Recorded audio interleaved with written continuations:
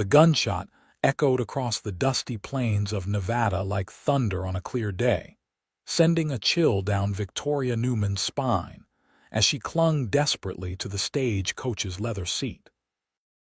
The year was 1878, and what had begun as a routine journey to Tanapa had devolved into a nightmare of splintering wood and flying bullets. Through the small window, she glimpsed the bandits' bandanas pulled high over their faces, their horses kicking up clouds of amber dust as they circled the coach like wolves around wounded prey. "Your money or your lives." The leader's voice carried over the pounding of hooves and the cracking of the driver's whip. Victoria watched in horror as the elderly couple across from her fumbled for their meager savings, hands trembling. "Please," the old woman whispered. "It's all we have." The stagecoach lurched violently as a bullet found one of the horses. Victoria heard the driver curse, followed by a sickening thud as his body hit the ground. The bandits closed in, their laughter cold and cruel in the desert air. The old man beside her pulled her down as another shot splintered the wood above their heads. "When I say run, you run," he muttered, pressing his pocket watch into her hand. "My daughter lives in Tanapa. Find her. Tell her Jacob sent you."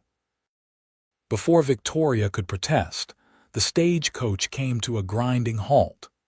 The door was wrenched open, and rough hands reached inside, dragging the elderly couple out first.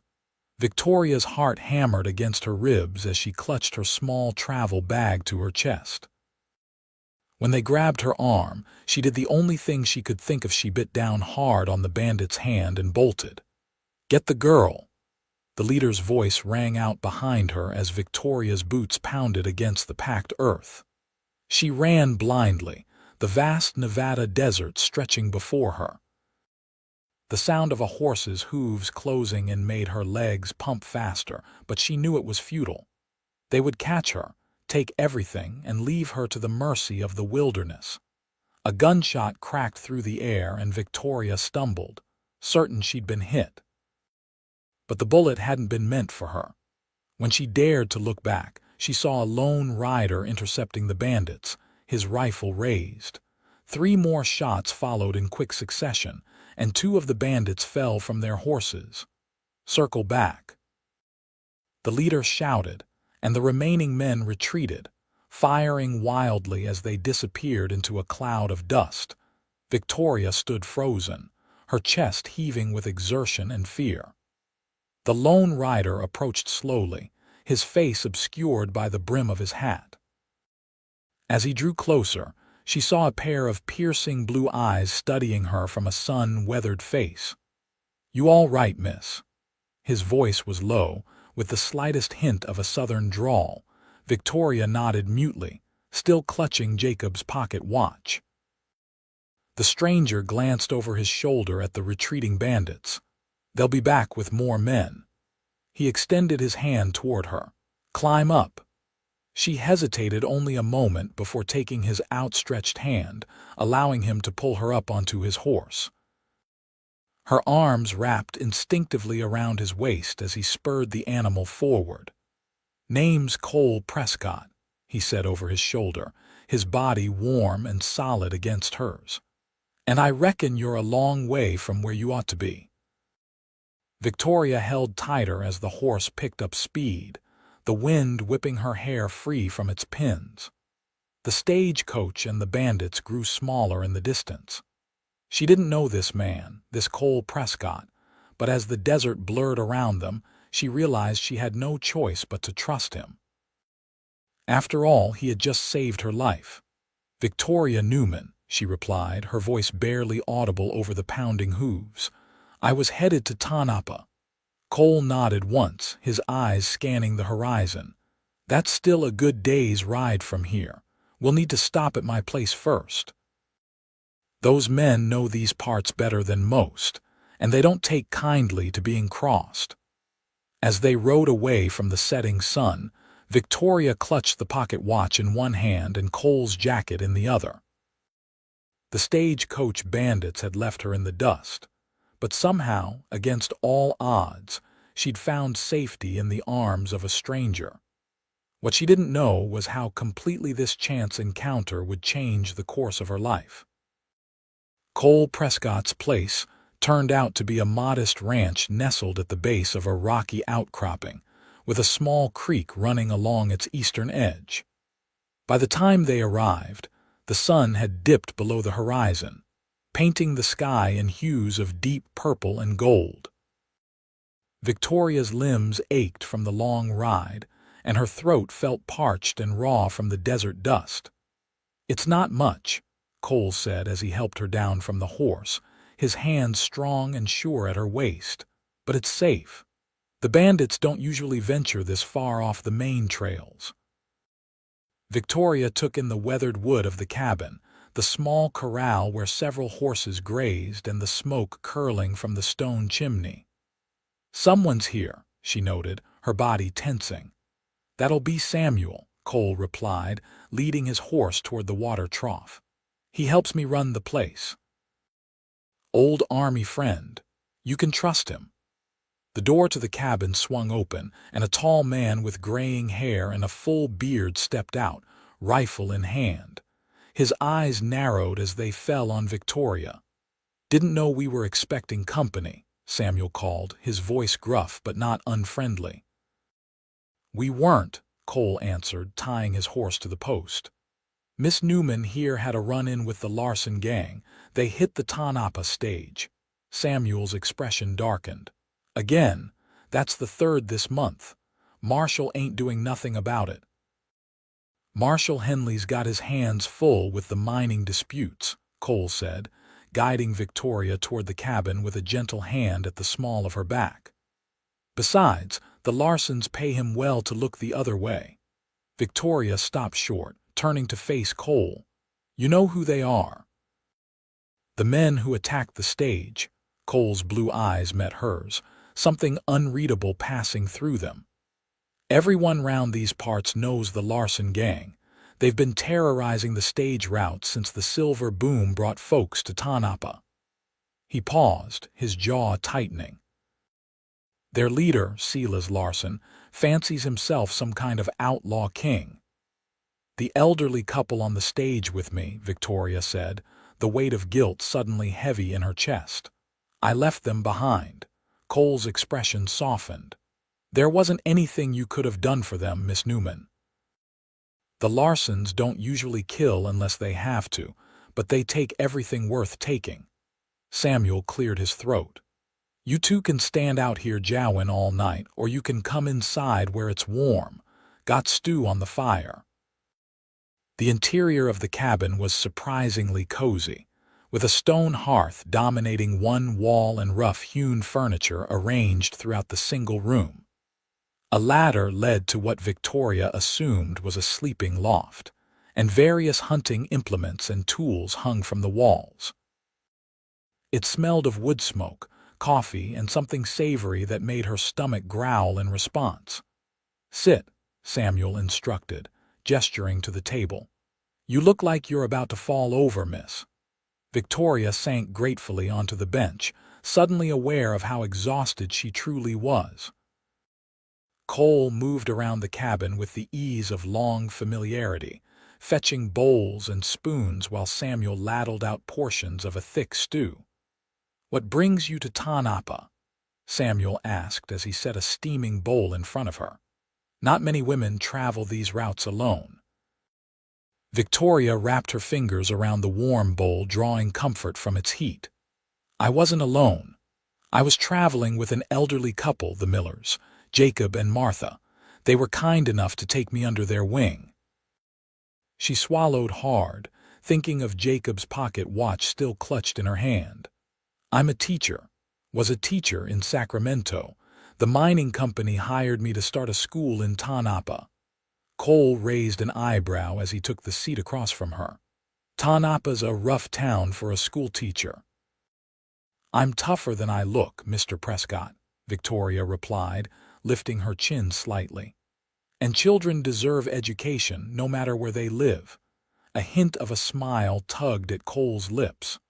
"I don't doubt your toughness, Miss Newman." Anyone who can outrun the Larsson gang, even for a spell, has got grit. They ate in companionable silence for a few minutes, the only sounds the clink of spoons against bowls and the occasional pop of the fire. Victoria found herself studying Cole when he wasn't looking the way the firelight caught in his dark hair, the fine lines around his eyes that spoke of squinting into the sun, the capable hands that had both fired a rifle with deadly accuracy and treated her with gentle care. "You said you'd take me to Tanapa tomorrow," Victoria finally said, setting down her spoon. "I don't want to impose on your hospitality any longer than necessary." Cole exchanged a look with Samuel that Victoria couldn't quite interpret. "About that," he began, leaning forward on his elbows. "The Larssons won't take kindly to what happened today. They'll be watching the trails, especially the ones leading to Tanapa. It might be best if you stay here for a few days, at least until things cool down." "I can't," Victoria protested. "I'm expected at the mining office in 2 days. If I don't arrive, they'll give the position to someone else. I need this job, Mr. Prescott." "Cole," he corrected gently. "And I understand, but I'm not sure you realize how dangerous the Larssons can be. They don't like loose ends." Samuel stood, collecting the empty bowls. "What Cole's trying to say, miss, is that you're a witness. The Larssons don't leave witnesses."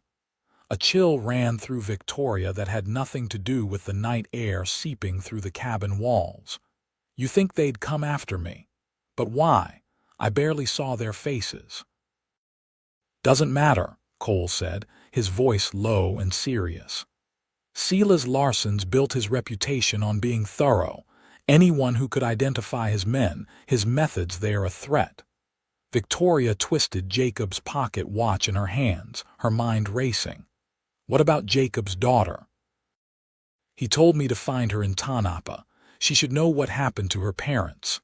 Cole rubbed a hand over his jaw, the sound of stubble rasping against his palm audible in the quiet cabin. "What's her name? Tanapa's not that big, we might know her." "I don't know," Victoria admitted. "Jacob just said his daughter lived there. He gave me this." She held out the pocket watch, its gold case gleaming in the firelight. Cole took it carefully, opening the case to reveal an inscription inside the lid. "To Jacob, with love eternal, Martha, this the couple you were traveling with." Victoria nodded, a lump forming in her throat. "Miller, you said their name was?" Samuel asked from where he stood by the hearth, pouring coffee into tin cups. "Yes, Jacob and Martha Miller." Samuel handed a cup to Victoria. "There's a woman in Tanapa, runs the boarding house near the assay office. Eleanor Miller. Could be her." "Eleanor," Victoria repeated, a small flame of hope kindling in her chest. "I need to tell her what happened, and I need to report to the mining office." "Mr. Prescott Cole, I appreciate your concern, but I can't hide away here while my future hangs in the balance." Cole studied her for a long moment, his blue eyes unreadable in the dim light. Finally, he sighed. "All right, but we do this my way. Samuel and I will both accompany you. We leave at first light, take the back trails. With luck, we'll make it to Tanapa by nightfall tomorrow." Relief flooded through Victoria. "Thank you. I don't know how I can repay you for your kindness." "No need," Cole said, rising from the table. "Just trying to do right by you, Miss Newman." "Victoria," she corrected with a small smile. "If I'm to call you Cole, then you must call me Victoria." Something flickered in Cole's eyes, something warm that made Victoria's heart beat a little faster. "Victoria, then," he agreed, her name sounding like something precious on his lips. Samuel cleared his throat loudly. "I'll take first watch. Cole, you can show Miss Victoria where she can sleep." Cole nodded, gesturing toward a curtained-off area in the corner of the cabin. "It's not much privacy, but it's the best we can offer." "It's more than enough," Victoria assured him, gathering her small travel bag. As she moved toward the makeshift room, exhaustion finally overtaking her, she paused to look back at Cole. "Thank you again, for everything." Cole's expression softened, and for a moment, Victoria caught a glimpse of something beneath the rugged exterior, a gentleness, a depth of feeling that called to something within her own heart. "Sleep well, Victoria. Tomorrow's going to be a long day." As she settled onto the narrow cot behind the curtain, Victoria found herself wondering about the mysterious cowboy who had come to her rescue. There was more to Cole Prescott than met the eye. She was certain of it. And despite the danger, despite the uncertainty of what awaited her in Tanapa, she found herself looking forward to discovering exactly what that might be. Dawn broke over the Nevada desert in a spectacular display of pinks and golds, painting the rugged landscape in soft, warm light. Victoria had risen before the sun, unable to sleep as her mind raced with thoughts of the journey ahead and the mysterious cowboy who had saved her life. She'd found a basin of water left outside her curtained area and had done her best to make herself presentable, though her traveling dress was dusty and wrinkled beyond salvaging. When she emerged, she found Cole already awake, checking his rifle by the light of an oil lamp.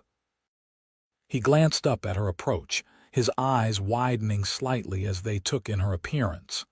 "You look," he began, then seemed to think better of whatever he'd been about to say. "Did you sleep well?" Victoria smoothed her hands over her skirt, acutely aware of how disheveled she must appear. "As well as could be expected given the circumstances. Thank you for asking." Cole nodded, returning his attention to his rifle. "Samuel's checking the trail. If it's clear, we'll head out within the hour. There's coffee on the stove and some biscuits if you're hungry."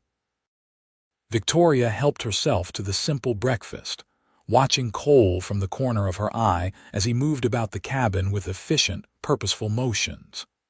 There was something compelling about the way he carried himself, confident but not arrogant, capable but not showy. It was a stark contrast to the men she'd known in Sacramento with their fancy suits and practiced charm. "You've lived out here long?" she asked, breaking the silence that had settled between them. Cole paused, considering the question. "Going on 8 years now. Came west after the war." "Needed the space, I suppose." "The war," Victoria echoed, realization dawning. "You fought in the Civil War," a shadow crossed Cole's face. "Union cavalry. Samuel too, though we didn't know each other then. Met him afterward when we both signed on as scouts for the army out here."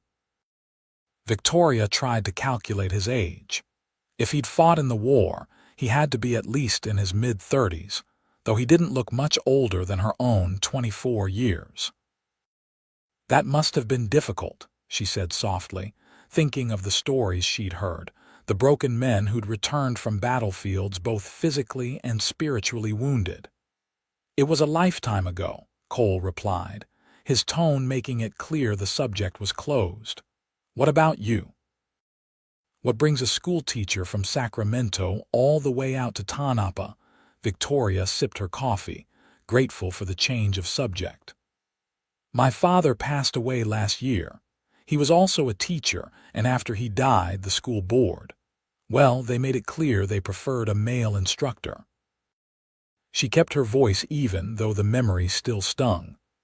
"When I saw the advertisement for a teacher in Tanapa, it seemed like an opportunity. A fresh start." Cole's expression was unreadable. "Tanapa's not exactly what I'd call civilized." The silver strike brought all kinds: miners, gamblers, women of a certain profession. Not many families yet, though that's changing. Still, it's a rough place for a woman alone. "As I said yesterday, Mr. Prescott, I'm tougher than I look."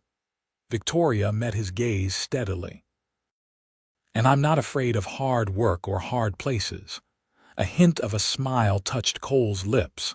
"I'm beginning to see that." The door swung open, admitting Samuel along with a gust of cool morning air.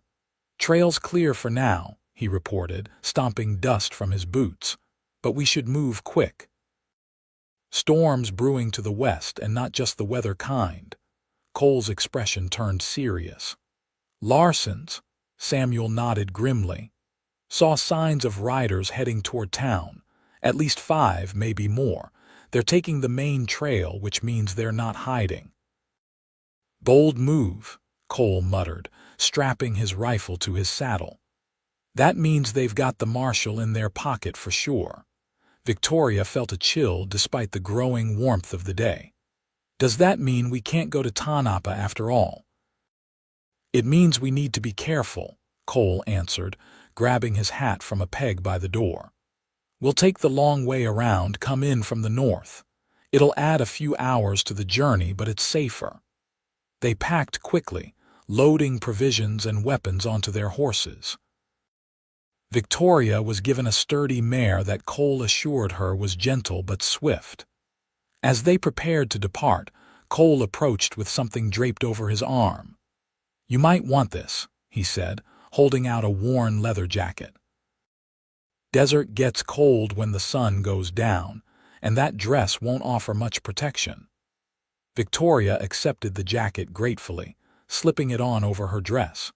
It was far too large, the sleeves hanging past her fingertips, but it smelled of leather and wood smoke and something uniquely Cole. "Thank you."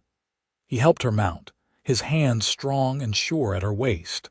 Their eyes met as he stepped back, and Victoria felt a flutter in her chest that had nothing to do with anxiety about the journey ahead. "Stay close," Cole instructed, swinging up onto his own horse with easy grace. "If there's trouble, you ride hard and don't look back." "Understand," Victoria nodded, though she silently resolved not to abandon these men who had shown her such kindness. They rode out as the sun crested the eastern mountains, the day promising to be clear and hot. Samuel took the lead, with Victoria in the middle and Cole bringing up the rear, his eyes constantly scanning the horizon. The landscape was both beautiful and harsh, a contradiction that Victoria found oddly appealing. Rocky outcroppings gave way to stretches of sagebrush and scrub, with distant mountains providing a dramatic backdrop. Despite the circumstances, she couldn't help but be moved by the wild grandeur of it all. They rode in silence for the most part, stopping only briefly to rest the horses and take water. By midday, the sun was high and merciless, beating down on them with relentless intensity.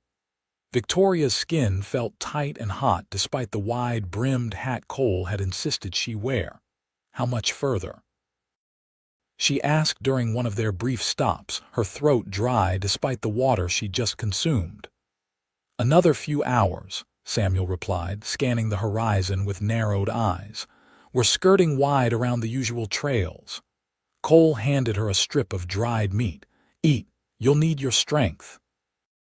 Victoria accepted it gratefully, watching as Cole moved to the crest of a small rise, his posture alert and wary. There was something compelling about the way he moved, a natural confidence that spoke of a man comfortable in his own skin and in this harsh environment. "How did you two end up out here?" she asked Samuel, curiosity getting the better of her. "Cole mentioned you were scouts for the army, but—" Samuel gave her a sidelong glance, his weathered face inscrutable. "That's Cole's story to tell if he chooses. But I will say this, he's a good man, one of the best I've known. Whatever he's running from, it doesn't change that." Before Victoria could question him further, Cole returned, his expression grim. "Riders coming from the east, 4, maybe 5, moving fast." Samuel was on his feet in an instant. "Larsson's? Can't tell from this distance, but it doesn't matter. We can't risk it." Cole turned to Victoria, his eyes intense. "Time to move. Stay close, and if I tell you to run, you run. No arguments." They mounted quickly, abandoning the rest stop without looking back. Cole led them into a narrow ravine, the horses picking their way carefully over loose rock and gravel. Victoria's heart pounded in her chest, fear and exhilaration mingling in a heady rush. She kept her eyes fixed on Cole's broad shoulders ahead of her, drawing strength from his calm, confident presence. The ravine opened into a small box canyon, the walls rising steep and sheer on three sides. Cole cursed under his breath, pulling his horse to a stop. "Dead end," Samuel muttered, his hand moving to the rifle strapped to his saddle. Cole turned his horse, scanning the canyon walls with narrowed eyes. "There," he said, pointing to a narrow cleft in the rock face. "That might lead through to the other side." They dismounted, leading the horses toward the opening. It was barely wide enough for a horse to pass through, but as they squeezed into the shadowy passage, Victoria saw that it did indeed cut through the canyon wall, twisting and turning before emerging on the other side. The relief was short-lived.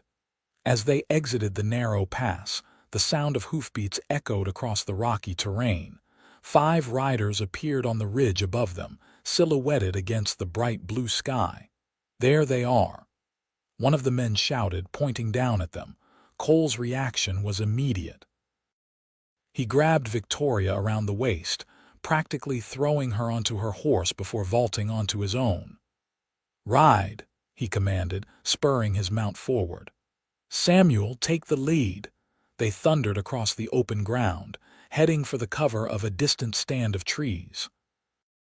Victoria bent low over her horse's neck, her heart in her throat as bullets kicked up dust around them. She risked a glance back to see Cole hanging slightly behind, his rifle raised as he fired off shots to cover their retreat. One of the pursuing riders fell, tumbling from his saddle in a cloud of dust. The others pulled back, seeking cover behind rocks as Cole continued to fire. "Cole!" Victoria screamed as a bullet whizzed past her ear, terrifyingly close. "Keep going." He shouted back, his face set in grim determination. They reached the trees, the dense growth providing some protection from the gunfire. Samuel pulled his horse up short, turning to provide covering fire as Cole galloped to join them. "They're persistent," Samuel growled, reloading his rifle with practiced ease. "They're Larsson's, all right," Cole confirmed, his breathing heavy. "Recognize Jeb and the youngest brother, Marcus." Victoria's hands trembled on the reins, adrenaline coursing through her veins. "What do we do now?"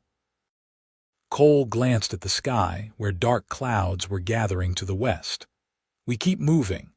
There's an old line shack about 5 miles north of here. We can hole up there until dark, then make our final push to Tanapa." The sound of approaching riders spurred them into motion once more. They plunged deeper into the trees, following a faint game trail that wound through the undergrowth. The going was slow and treacherous, branches whipping at their faces and roots threatening to trip the horses. After what felt like hours but was probably only minutes, the trees thinned, revealing a vast expanse of open country.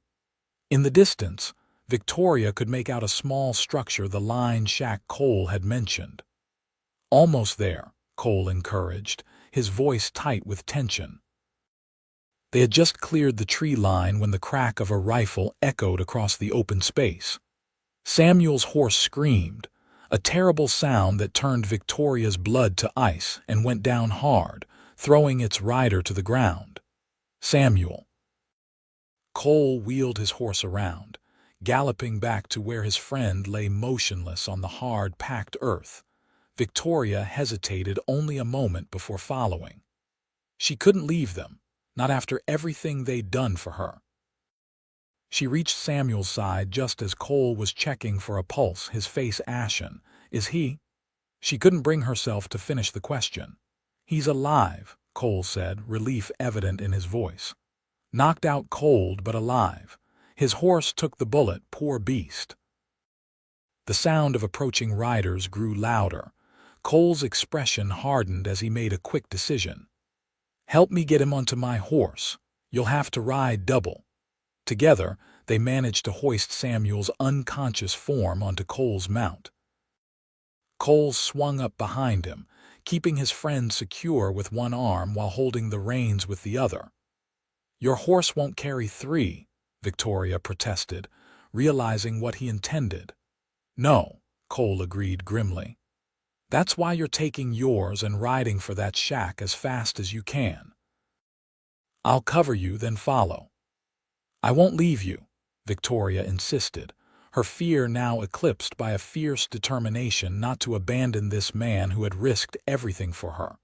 Cole's eyes softened for just a moment, something passing between them that made Victoria's heart skip. "I'm not asking, Victoria. Go, I'll be right behind you." Before she could argue further, the first of the riders broke from the tree line. Cole fired, his shot finding its mark. Another rider fell, but the remaining 3 kept coming. "Go," Cole shouted, firing again. This time Victoria obeyed. She spurred her horse forward, bending low over its neck as they galloped across the open ground toward the distant shack. Behind her, she could hear the crack of Cole's rifle, the answering fire from the pursuers, the pounding of hooves. The lined shack grew larger as she approached, a simple wooden structure that had clearly seen better days. She reached it in minutes that felt like hours, practically falling from her horse in her haste to get to cover. The door hung askew on rusted hinges, opening with a groan when she pushed against it. The interior was dusty and abandoned, containing little more than a crude table, a couple of broken chairs, and a rusted stove. But it had walls and a roof, and right now, that was all that mattered. Victoria peered through a grimy window, her heart in her throat as she searched for Cole. At first, she saw nothing but empty landscape. Then, movement caught her eye: Cole's horse, running hard across the open ground with its double burden. Behind him, the 3 remaining riders were in hot pursuit, gaining ground with every stride. Victoria grabbed the rifle that hung over the door, checking to find it loaded. She'd never fired a gun before, but her father had taught her the basic principles. Taking a deep breath, she positioned herself at the window, sighting down the barrel as Cole had shown her during their brief weapons lesson the night before. Cole was close now, maybe 100 yards out. The Larsson gang was closing in, one of them raising a rifle to take aim at Cole's back. Victoria steadied her hands, exhaled slowly, and pulled the trigger. The rifle bucked against her shoulder, nearly knocking her off balance. Her shot went wide, kicking up dust far to the left of her target, but it was enough to startle the would-be shooter, making his own shot go wild. Cole glanced toward the shack, his expression a mixture of surprise and something that might have been pride. He redoubled his efforts, spurring his exhausted horse toward the relative safety of the lined shack. Victoria fired again and again, not hitting anything but keeping the pursuers' heads down long enough for Cole to reach the shack. He dismounted in a fluid motion, pulling Samuel down with him and dragging his still unconscious friend through the door that Victoria held open. "Get down," Cole ordered, pushing her away from the window as bullets splintered the wooden frame. He positioned himself at the window, returning fire with much greater accuracy than Victoria had managed. Outside, one of the Larsson men cried out, clutching his arm as he retreated. "2 left," Cole muttered, reloading his rifle with practiced efficiency. "And they're smart enough to know when they're outgunned." Sure enough, the remaining riders had pulled back, taking shelter behind a rocky outcropping some distance from the shack. "Are they leaving?" Victoria asked, hope rising in her chest. Cole shook his head grimly. "Just regrouping. They'll wait for dark, then try to flush us out." He turned to check on Samuel, who was beginning to stir on the dusty floor. "How's your head, old friend?" Samuel groaned, reaching up to touch a nasty gash on his temple. "Feels like I got kicked by a mule. What happened?" "Your horse took a bullet, threw you hard," Cole explained, helping Samuel into a sitting position. "You've been out cold for the past half hour." Samuel's eyes widened as memory returned. The Larsons, still out there. 2 of them, maybe 3 if the one Victoria winged isn't hurt too badly. Samuel's gaze shifted to Victoria, surprise evident in his weathered features. "You shot one of them." Victoria felt her cheeks warm. "I don't think I actually hit him, but I tried to help." "She did more than try," Cole said, his voice warm with approval. "Kept them off our backs long enough for us to make it here." Outside, the sky was darkening rapidly, both from the setting sun and the approaching storm. Thunder rumbled in the distance, a promise of rain that would normally be welcome in this parched landscape, but now only added to their troubles. "What's the plan?" Samuel asked, wincing as he tried to stand. Cole helped him to one of the broken chairs, which creaked ominously under his weight. Cole moved back to the window, scanning the darkening landscape with narrowed eyes. "We're about 10 miles from Tanapa. In good conditions, we could make it in a couple of hours, but with only 2 horses, 1 injured man, and the Larsons on our tail. Not to mention that storm rolling in," Samuel added, gesturing toward the window where lightning now flickered on the horizon. Victoria hugged Cole's jacket tighter around her shoulders, the reality of their situation sinking in. They were trapped in a dilapidated shack with limited ammunition, facing determined enemies and worsening weather. And somehow, it was all because of her, because Cole had chosen to help her when the stagecoach was attacked. "I'm sorry," she said suddenly, her voice small in the dusty silence. "This is all my fault. If you hadn't stopped to help me yesterday, don't." Cole's voice was firm but gentle. "The Larsons and I have history that predates you, Victoria. This was always going to come to a head sooner or later." Victoria frowned, puzzled by this revelation. "What do you mean, you have history?" Cole and Samuel exchanged a look loaded with meaning. Finally, Cole sighed, running a hand through his dust-streaked hair. "The Larsson gang hasn't always operated around Tanapa," he began, his voice low and measured. "They started farther north, near Virginia City. 5 years ago, they robbed a bank there. A woman was killed, a young mother who happened to be in the wrong place at the wrong time." Victoria's breath caught in her throat, a sick feeling of premonition settling in her stomach. "Who was she?" Cole's blue eyes met hers, filled with a grief that time had dulled but never erased. "My sister, Celia Prescott Davis. She left behind a husband and a 3-year-old son." "Cole," Victoria whispered, her heart breaking for him, "I'm so sorry." He nodded once, accepting her sympathy with quiet dignity.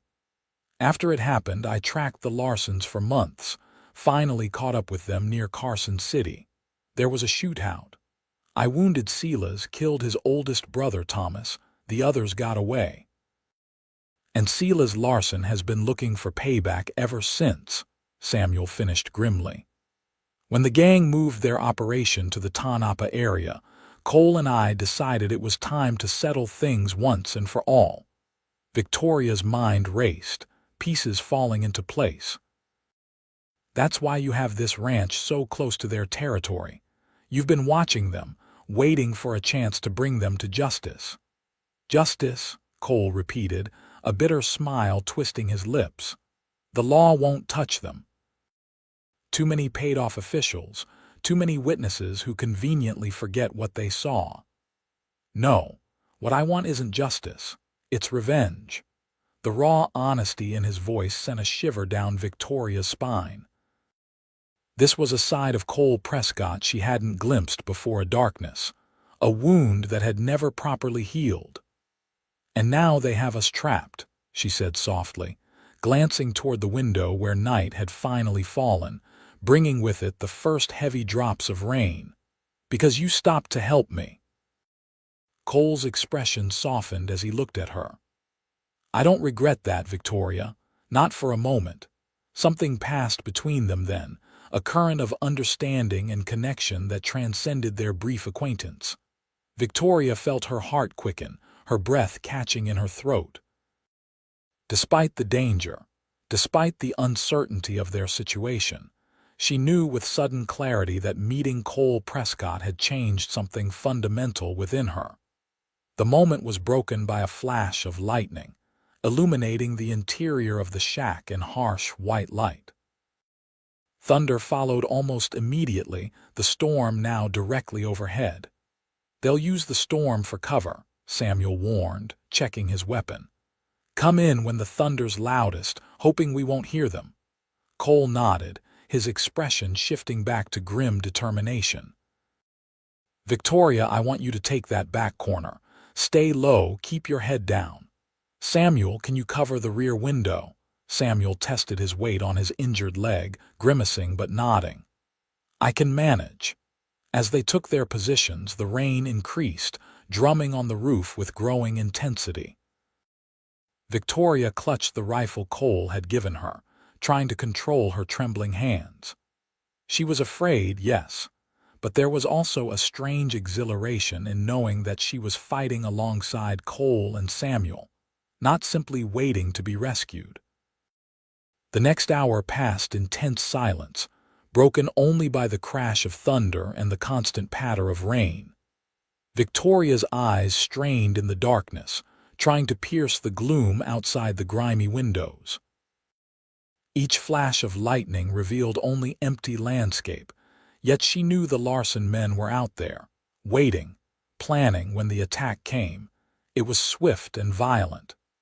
A bottle crashed through one of the windows, flames erupting as the makeshift torch ignited the dry wood of the floor. Almost simultaneously, gunfire erupted from multiple directions, bullets splintering the walls and windows. "Fire!" Cole shouted, moving quickly to stamp out the flames. "Samuel, watch that door." Victoria fired toward the muzzle flashes she could see through the broken window, the rifle's recoil bruising her shoulder. She had no idea if she hit anything, but she kept firing, determined to do her part. The door burst open, a shadowy figure silhouetted against the stormy night. Samuel fired, the intruder staggering but not falling. Cole whirled, his own gun barking twice. The man went down with a cry that was lost in a crash of thunder. "One down," Cole called, moving to secure the door. "At least one more out there." Victoria was reloading when she heard a noise at the window beside her, the scrape of boot against wood. She looked up to see a bearded face peering in, eyes widening in surprise at finding her there. Without thinking, she swung the rifle like a club, catching the man across the face. He fell back with a howl of pain. "Victoria!" Cole was at her side in an instant, firing through the window at the retreating figure. "Are you hurt?" "No," she gasped, her heart pounding so hard she thought it might burst from her chest. "I'm fine. I hit him with the rifle." A grim smile touched Cole's lips. "That you did. Remind me never to get on your bad side." The momentary lightness faded as another volley of shots peppered the shack, one bullet passing so close to Victoria's head that she felt the displacement of air. Cole pulled her down, shielding her with his body as splinters of wood rained down around them. "This isn't working," he muttered, his breath warm against her ear. "They've got us pinned down, and sooner or later one of those fire bottles is going to take hold." As if to emphasize his point, another flaming missile crashed through a window, this one landing dangerously close to a pile of old rags in the corner. Samuel moved to extinguish it, cursing as a bullet grazed his arm. "We need to get out of here," Victoria said, the reality of their situation sinking in. "But how? They're all around us."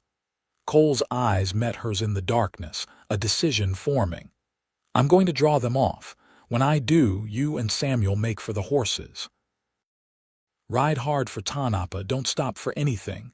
"No," Victoria grabbed his arm, panic rising in her throat. "That's suicide, Cole. There has to be another way." "She's right," Samuel called from his position by the rear window. "Bad plan, Cole. We stick together." Cole's jaw tightened, frustration evident in the tense line of his shoulders. "Then what do you suggest? We're outgunned and outnumbered." A moment of tense silence followed, broken only by the continuing storm outside. Then, unexpectedly, Victoria began to laugh, a soft, almost hysterical sound that made both men look at her with concern. "What's so funny?" Cole asked, clearly worried she'd reached her breaking point. Victoria gestured toward the window, where the rain continued to pour down in sheets. "We're not outgunned," she said, an idea taking shape in her mind. "We're just fighting the wrong way. They expect us to stay in here trapped like rats. What if we didn't?" Cole frowned, not following her train of thought. "You want to charge out there into open gunfire?" "No." Victoria pointed to the ceiling, where rain was beginning to seep through in several places. "I want to use the storm. They can't see any better than we can in this weather, and the thunder will mask our movements. If we slip out the back, stay low, we might be able to circle around behind them." A slow smile spread across Cole's face as he caught her meaning. "Turn the tables, make the hunters into the hunted," Samuel chuckled softly. "I like the way she thinks, Cole." "So do I," Cole murmured, his eyes never leaving Victoria's face. Something in his gaze made her heart flutter despite the danger surrounding them. "It's risky, but it's our best shot. Samuel, can you move well enough to make it work?" Samuel tested his injured leg, wincing but nodding. "Don't you worry about me. I've fought through worse." They worked quickly, gathering their limited supplies and checking their weapons. The plan was simple but dangerous: exit through the rear window during a particularly loud burst of thunder, circle around the shack, and approach the Larsson men from behind. "Ready?" Cole asked, his hand on Victoria's shoulder as they crouched beneath the back window. She nodded, fear and determination warring within her. The next crash of thunder shook the small building. "Now," Cole whispered, helping Samuel through the window first, then Victoria. He followed close behind, the three of them crouching in the mud as rain pounded down around them. They moved like shadows through the stormy night, using the darkness and the weather as cover. Victoria's heart pounded so loudly she was certain the Larsson gang would hear it, even over the storm. Her dress was soaked through within seconds, Cole's leather jacket providing minimal protection against the deluge. Cole led them in a wide arc around the shack, his movements sure despite the difficult conditions. Victoria followed closely, grateful for his steady presence ahead of her. Samuel brought up the rear, his limp more pronounced but his determination unwavering. They had nearly completed their circle when Cole suddenly raised a hand, signaling them to stop. Through the curtain of rain, Victoria could make out two figures huddled behind a large boulder, rifles trained on the shack they had just abandoned. Cole pointed to himself, then to the figure on the left. He gestured to Samuel, then to the right-hand figure. His message was clear. They would take them together on his signal. Victoria held her breath, acutely aware that lives hung in the balance, not just theirs, but those of the men who had attacked them. Despite everything, she found herself hoping it wouldn't come to killing. Cole waited for the next lightning flash, then raised his hand. As thunder rolled across the landscape, he and Samuel moved as one, emerging from the darkness with weapons raised. "Drop your guns," Cole's voice cut through the storm with commanding clarity. "It's over, Larssons." The two men spun in surprise, clearly not expecting an attack from behind. One of them, younger, with a patchy beard and wild eyes, immediately raised his rifle. "No!" Victoria's cry was lost in the crack of gunfire. The young Larsson fell backward, Cole's bullet finding its mark with deadly accuracy. The other man, older, with a face like weathered leather, slowly raised his hands, his rifle falling to the mud at his feet. "Jeb Larsson," Cole said, approaching cautiously with his gun still trained on the surrendering man. "Where's your brother?" Jeb's eyes darted between Cole and Samuel, calculation evident in his gaze. "Marcus is dead thanks to you, shot him back at the shack." "And Silas?" Cole pressed, his voice hard. "Where's he in all this?" A slow, ugly smile spread across Jeb Larsson's face. "Waiting for you in Tanapa, Prescott. He figured you'd head there eventually. Got a nice welcome planned." Victoria felt a chill that had nothing to do with her wet clothes. Silas Larsson, the man who had killed Cole's sister, was waiting for them in the very town she needed to reach. Cole's expression remained impassive, but Victoria saw the muscle ticking in his jaw. "Samuel, tie him up. We'll take him with us, turn him over to whatever passes for law in Tanapa." "And then what?" Victoria asked quietly as Samuel secured Jeb's hands with a length of rope. "You'll face Silas."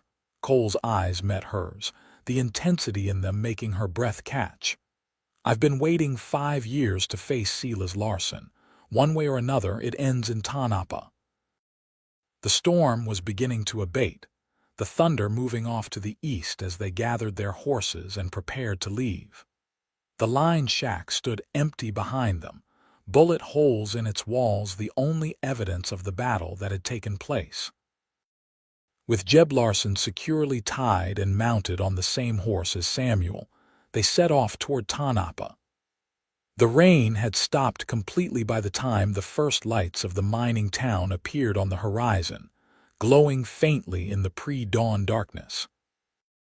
Victoria rode beside Cole, their pace steady but cautious. Despite the exhaustion that pulled at her limbs, her mind was racing with thoughts of what awaited them in Tanapa. Not just Silas Larsson and his vendetta against Cole, but her own future, the teaching position she had traveled so far to claim, Jacob Miller's daughter who deserved to know what had happened to her parents. And then there was Cole himself. In the span of 2 days, he had become more important to her than she could have imagined possible. The thought of him facing Silas Larsson, of the danger that awaited him, made her heart constrict painfully. "Cole," she began hesitantly, keeping her voice low to avoid being overheard by Samuel and their prisoner. "When we reach Tanapa, what will you do?" He didn't answer immediately, his gaze fixed on the town ahead. When he finally spoke, his voice was quiet but determined.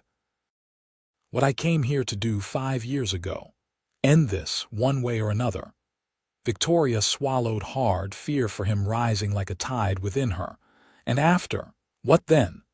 Cole turned to look at her then, his expression softening in a way that made her heart skip a beat. "I haven't thought much about after. Never seemed like there would be one, not until." He trailed off, but his eyes held hers, conveying what he couldn't bring himself to say. "Until what?" Victoria pressed, needing to hear the words. A small, almost shy smile touched Cole's lips. "Until I saw a schoolteacher running from bandits, with more courage than sense and a determination that put most men to shame." Heat rushed to Victoria's cheeks that had nothing to do with the rising sun. Before she could respond, Samuel called from behind them, "Riders coming." 3 of them moving fast. Cole's expression immediately hardened as he scanned the approaching figures. "It's not the Larssons. Looks like a town posse." He turned to Victoria, his voice urgent. "When we meet them, let me do the talking. Tanapa's a small town, and strangers aren't always welcome, especially ones bringing trouble." Victoria nodded, her heart pounding as the riders drew closer. They were indeed a posse of sorts, 3 men with badges pinned to their vests, rifles held ready as they approached. "That's far enough," the leader called, a grizzled man with a thick mustache and hard eyes. "State your business in Tanapa." Cole raised his hand slightly, showing he meant no harm. "Name's Cole Prescott. This is Samuel Tucker and Miss Victoria Newman." Miss Newman was on yesterday's stage to Tanapa when it was attacked by the Larsson gang. We're bringing her into town, along with one of the Larssons who tried to finish the job." The deputy's eyes narrowed as they took in Jeb Larsson, bound and sullen on the horse behind Samuel. "Heard about the stage getting hit. Marshall sent us out to look for survivors." His gaze shifted to Victoria. "You the school teacher they were expecting?" Victoria straightened in her saddle, determined to appear composed despite her bedraggled state. "I am. I'm to report to Mr. Hargrove at the mining company office." Something like respect flickered in the deputy's eyes. "Well, you're a sight more resilient than most of the folks they send out here, Miss. Hargrove figured you were dead when you didn't arrive on schedule." "Is there a woman named Alina Miller in town?" Victoria asked, remembering Jacob's dying request. "I have news for her regarding her parents." The deputy nodded slowly. "Alina runs the boarding house on Pine Street, decent place if you're looking for lodgings." He turned his attention back to Cole.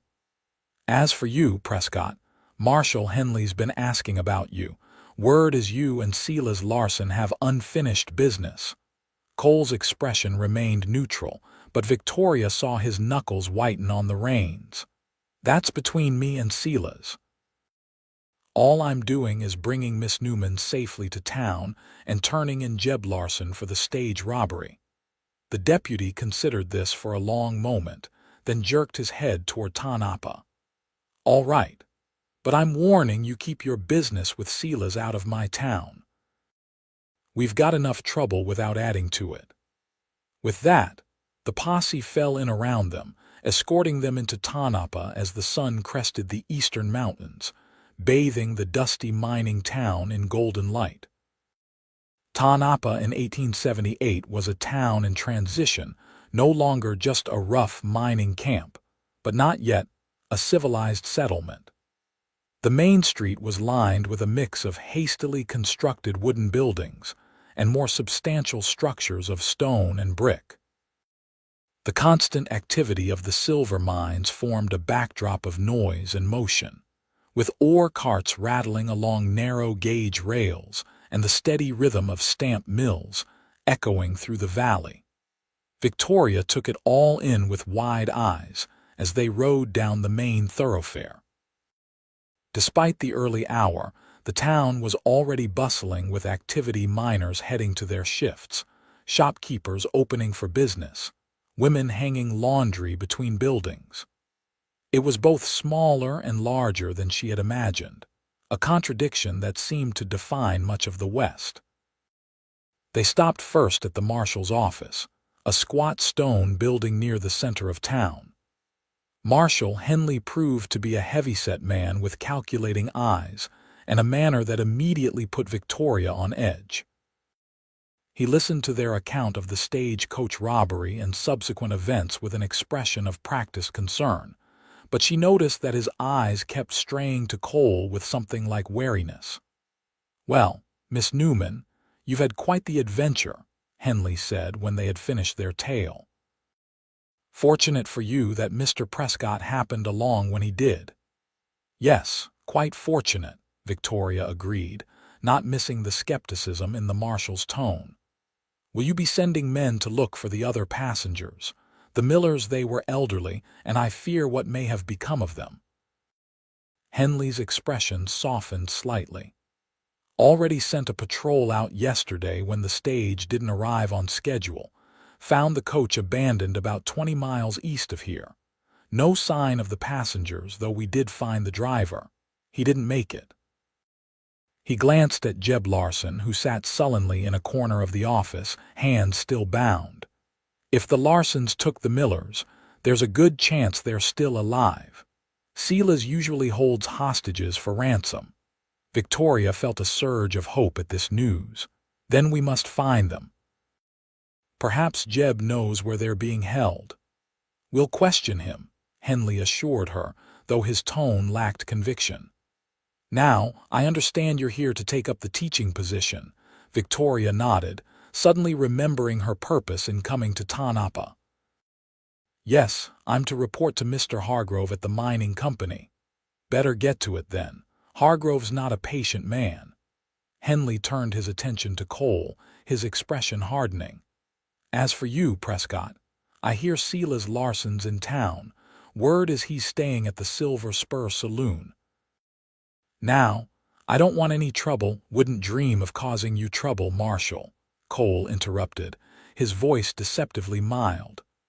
I'm just here to see Miss Newman safely settled, then I'll be on my way. Victoria shot him a sharp glance, knowing full well he had no intention of leaving Tanapa until he had confronted Silas Larsson. Cole met her gaze steadily, a silent communication passing between them that both worried and thrilled her. See that you do, Henley said, clearly not believing Cole any more than Victoria did.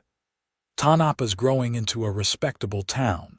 Can't have gunplay in the streets like some wild frontier outpost. They left the marshal's office a short time later, stepping back into the bright morning sunlight. Samuel had remained behind, ostensibly to give a more detailed statement about the Larsson gang's activities, but really, Victoria suspected, to keep an eye on Jeb Larsson and ensure the marshal didn't simply let him go. You're not really leaving, are you? Victoria asked as they walked toward the mining company office, Cole carrying her small travel bag. He glanced down at her, his expression softening. No, not until I finish what I came to do.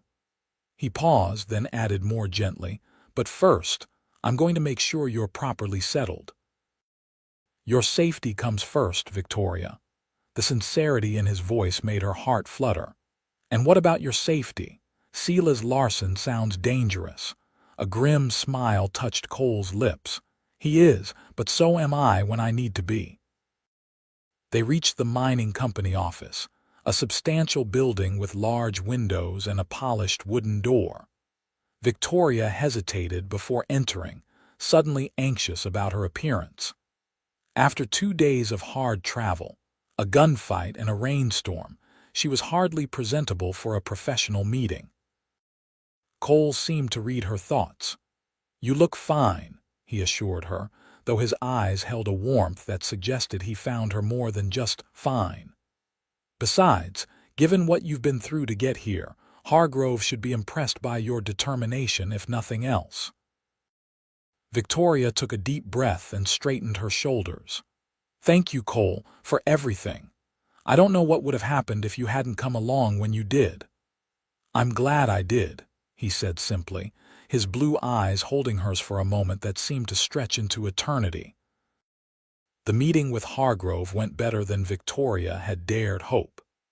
The mining company superintendent, a barrel-chested man with a booming voice and a surprisingly gentle manner, was indeed impressed by her perseverance in reaching Tanapa despite the stagecoach robbery.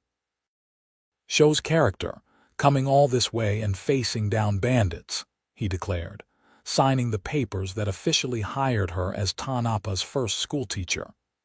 And character's what we need in someone shaping young minds. The school, he informed her, was still under construction but would be ready within 2 weeks. In the meantime, she could use a room at the boarding house for temporary classes if she wished. Her own accommodations would be a small house behind the schoolhouse, but until that was completed, the mining company would pay for her room at Eleanor Miller's establishment. Eleanor's a good woman, Hargrove added as they concluded their business. Lost her husband in a mine collapse 2 years back. Running the boarding house keeps her going. She'll look after you. Victoria thanked him, clutching her employment papers with a sense of accomplishment. Despite everything, the robbery, the pursuit, the danger, she had achieved what she set out to do. She was now officially the schoolteacher of Tanapa. Cole was waiting outside, leaning against a hitching post with the easy grace that seemed to characterize his every movement. He straightened as she emerged, a questioning look in his eyes. It's official, she told him, unable to keep the smile from her face. I'm to start as soon as possible, even though the schoolhouse isn't quite finished yet. Congratulations, Schoolmarm Newman, Cole said, his own smile warm and genuine. Tanapa's children are lucky to have you. Victoria's cheeks warmed at the compliment. Now I just need to find Alina Miller. I still haven't delivered Jacob's message. Cole's expression grew serious. That won't be easy, telling her about her parents. Do you want me to come with you? The offer touched Victoria deeply. Despite his own pressing business with Silas Larsson, Cole was still thinking of her needs. Yes, she admitted. I would appreciate that very much. They found the boarding house easily enough, a 3-story building with a wide porch and neat curtains in the windows. A sign hanging from the eaves proclaimed it Miller's Lodging House, clean rooms, honest rates. A bell tinkled as they entered, announcing their presence. The interior was surprisingly elegant for a frontier town, with polished floors, comfortable furniture, and the scent of baking bread in the air. A woman emerged from a back room, wiping her hands on her apron. She was perhaps 40, with graying auburn hair pulled back in a neat bun and kind eyes that crinkled at the corners. "Welcome to Miller's," she said warmly. "I'm Alina Miller. Are you looking for rooms?" Victoria stepped forward, Jacob's pocket watch clutched tightly in her hand. "Actually, Mrs. Miller, I'm Victoria Newman, the new schoolteacher, and yes, I will need a room, but that's not why I'm here." Alina's smile faltered slightly, sensing the gravity in Victoria's tone. "What is it, dear? Has something happened?" Victoria took a deep breath, drawing strength from Cole's solid presence beside her. "Mrs. Miller, I was on the stagecoach yesterday, traveling with an elderly couple, Jacob and Martha Miller. Your parents, I believe." Alina's face paled, one hand rising to her throat. "Yes, they were visiting me. They were supposed to arrive yesterday, but when they didn't." Her voice trailed off, eyes filling with fear. "What happened? The stage was attacked by bandits," Victoria explained gently. "Your parents were taken. But there's reason to believe they're alive. The marshal said the Larsson gang often holds hostages for ransom." Alina sank into a nearby chair, her legs seemingly unable to support her any longer. "The Larssons," she whispered, the name clearly familiar to her. "They've been terrorizing the stages for months now. We captured one of them," Cole spoke up, his voice steady and reassuring. "Jeb Larsson. He's at the marshal's office now. If anyone knows where your parents are being held, it's him." Alina looked up at Cole, noticing him properly for the first time. "And who might you be, sir?" "Cole Prescott, madam. I happened upon the stage robbery and was able to help Miss Newman escape." Victoria heard the careful editing in Cole's explanation but didn't correct him. Instead, she stepped forward and placed Jacob's pocket watch in Alina's trembling hands. "Your father asked me to give you this. He wanted you to know they were thinking of you." Tears spilled down Alina's cheeks as she cradled the watch. "Papa's prized possession," she murmured. "He's had it since before I was born." She looked up at Victoria, determination replacing some of the fear in her eyes. "We have to find them." "We will," Cole promised, his voice carrying such conviction that Victoria found herself believing it completely. "I give you my word, Mrs. Miller. We'll bring your parents home safely." Alina studied him for a long moment, as if taking his measure. Whatever she saw in Cole's steady gaze seemed to reassure her, for she nodded once, decisively. "I believe you will, Mr. Prescott." She rose from the chair, straightening her apron with hands that trembled only slightly. "Now, Miss Newman needs a room, and you both look like you could use a hot meal and perhaps a bath. Consider yourselves my guests until this is resolved." Victoria started to protest. She had the mining company's voucher for her room, but Alina waved her objections away. "I insist. It's the least I can do for the woman who carried my father's message to me, and the man who's promised to bring my parents home. After the hardships of the past 2 days, the simple comforts of a leaner Miller's boarding house seemed like unimaginable luxury to Victoria. A hot bath, clean clothes borrowed from a leaner who was close enough in size, and a meal of roast chicken, fresh bread, and garden vegetables restored both her body and her spirits. Cole, too, looked transformed after washing away the dust of their journey. He'd shaved and changed into clean clothes borrowed from one of the boarding house's male lodgers, and Victoria found herself stealing glances at him throughout the meal, admiring the strong line of his jaw and the way his still damp hair curled slightly at the nape of his neck. They were seated in the boarding house's private dining room, just the two of them, as a leaner had tactfully given them space after serving the meal. The late afternoon sunlight slanted through the lace curtains, casting dappled patterns on the tablecloth. "You're staring," Cole noted, a smile playing at the corners of his mouth as he looked up from his plate. Victoria felt heat rise to her cheeks.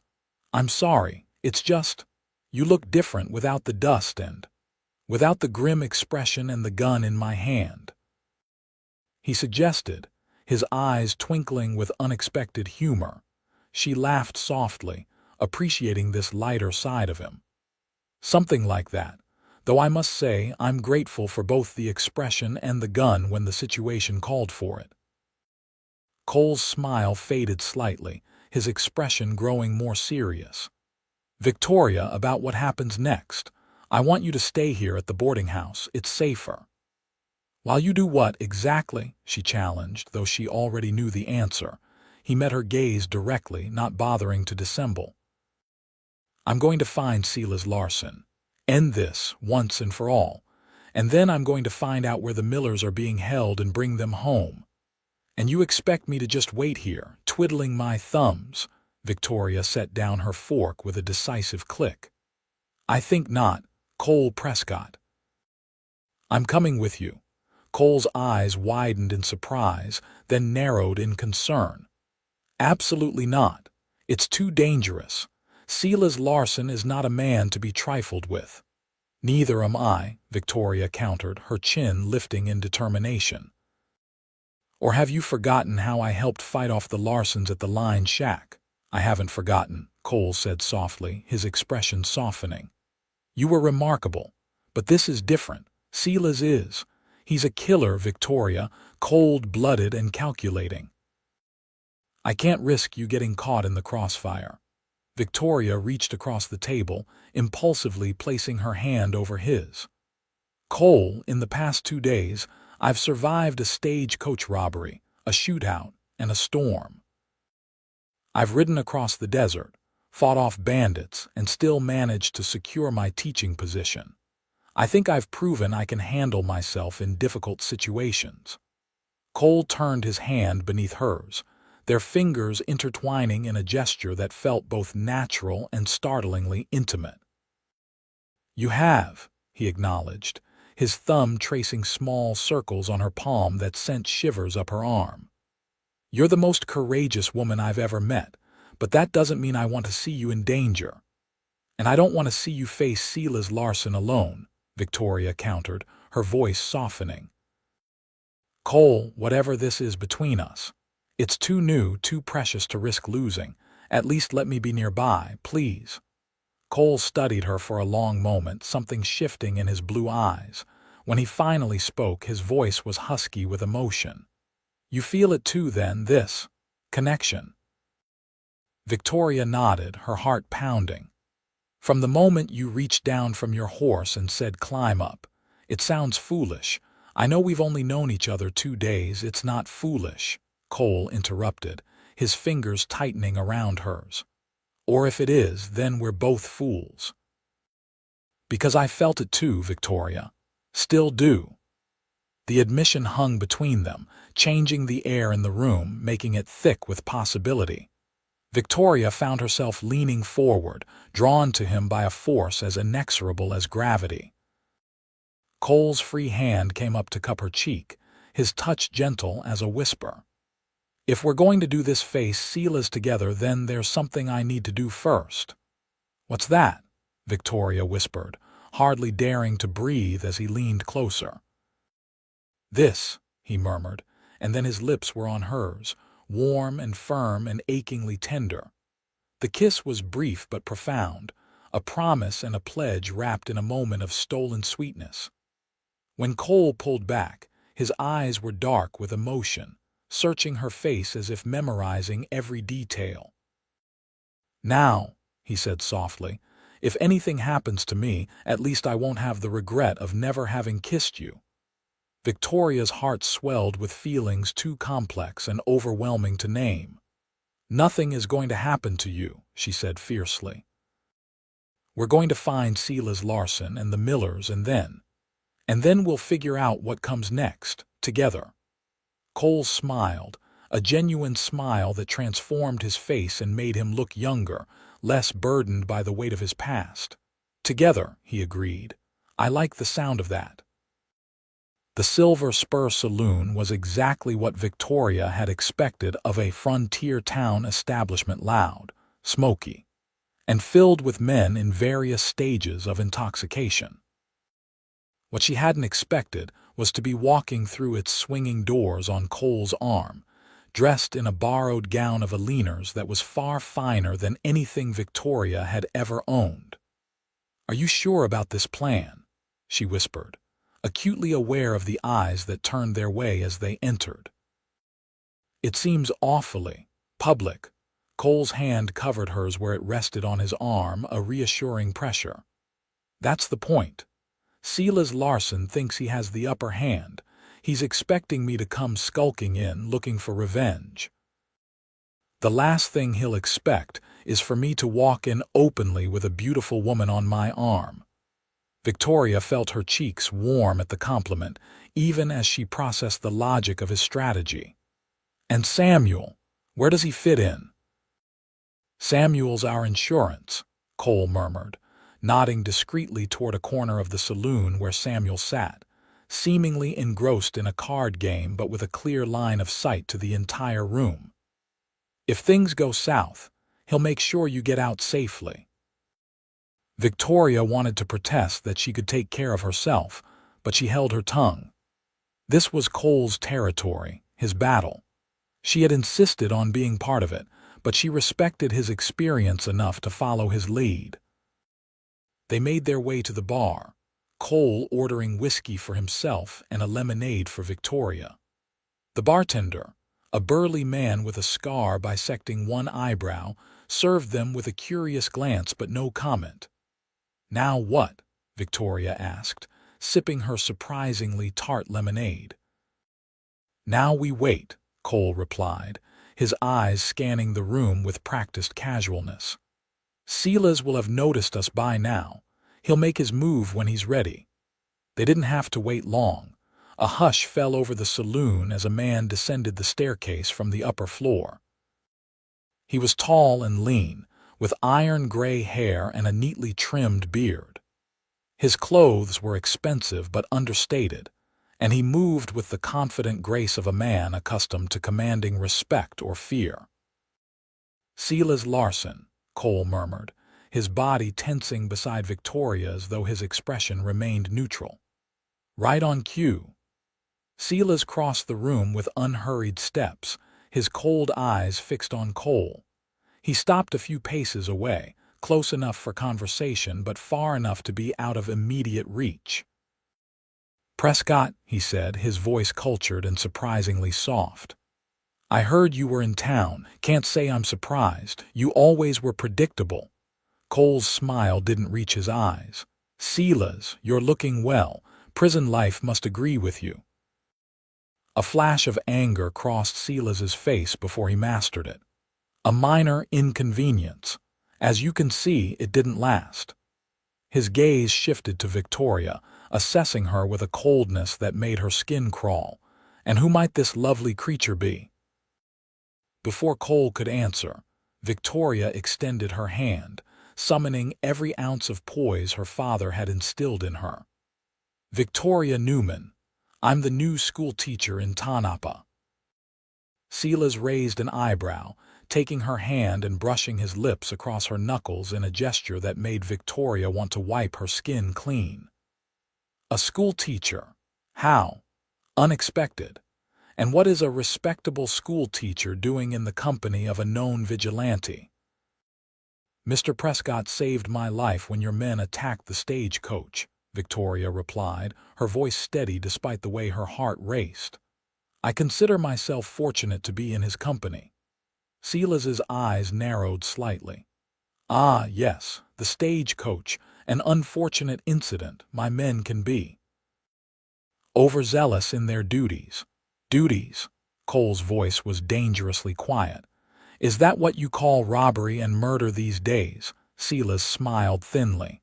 Business, Prescott, simply business. This territory is ripe with opportunity for those bold enough to seize it.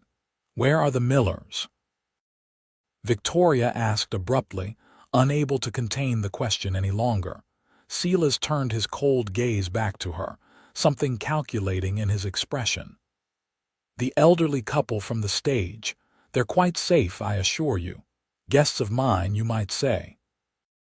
Hostages, you mean, Cole corrected, his hand coming to rest on Victoria's waist in a protective gesture that didn't go unnoticed by Silas. A crude term, but essentially accurate. Silas glanced around the saloon, which had grown oddly quiet, the patrons pretending not to watch the confrontation while missing nothing. Perhaps we should continue this conversation somewhere more private. My office, upstairs. Cole's fingers tightened slightly on Victoria's waist. Lead the way.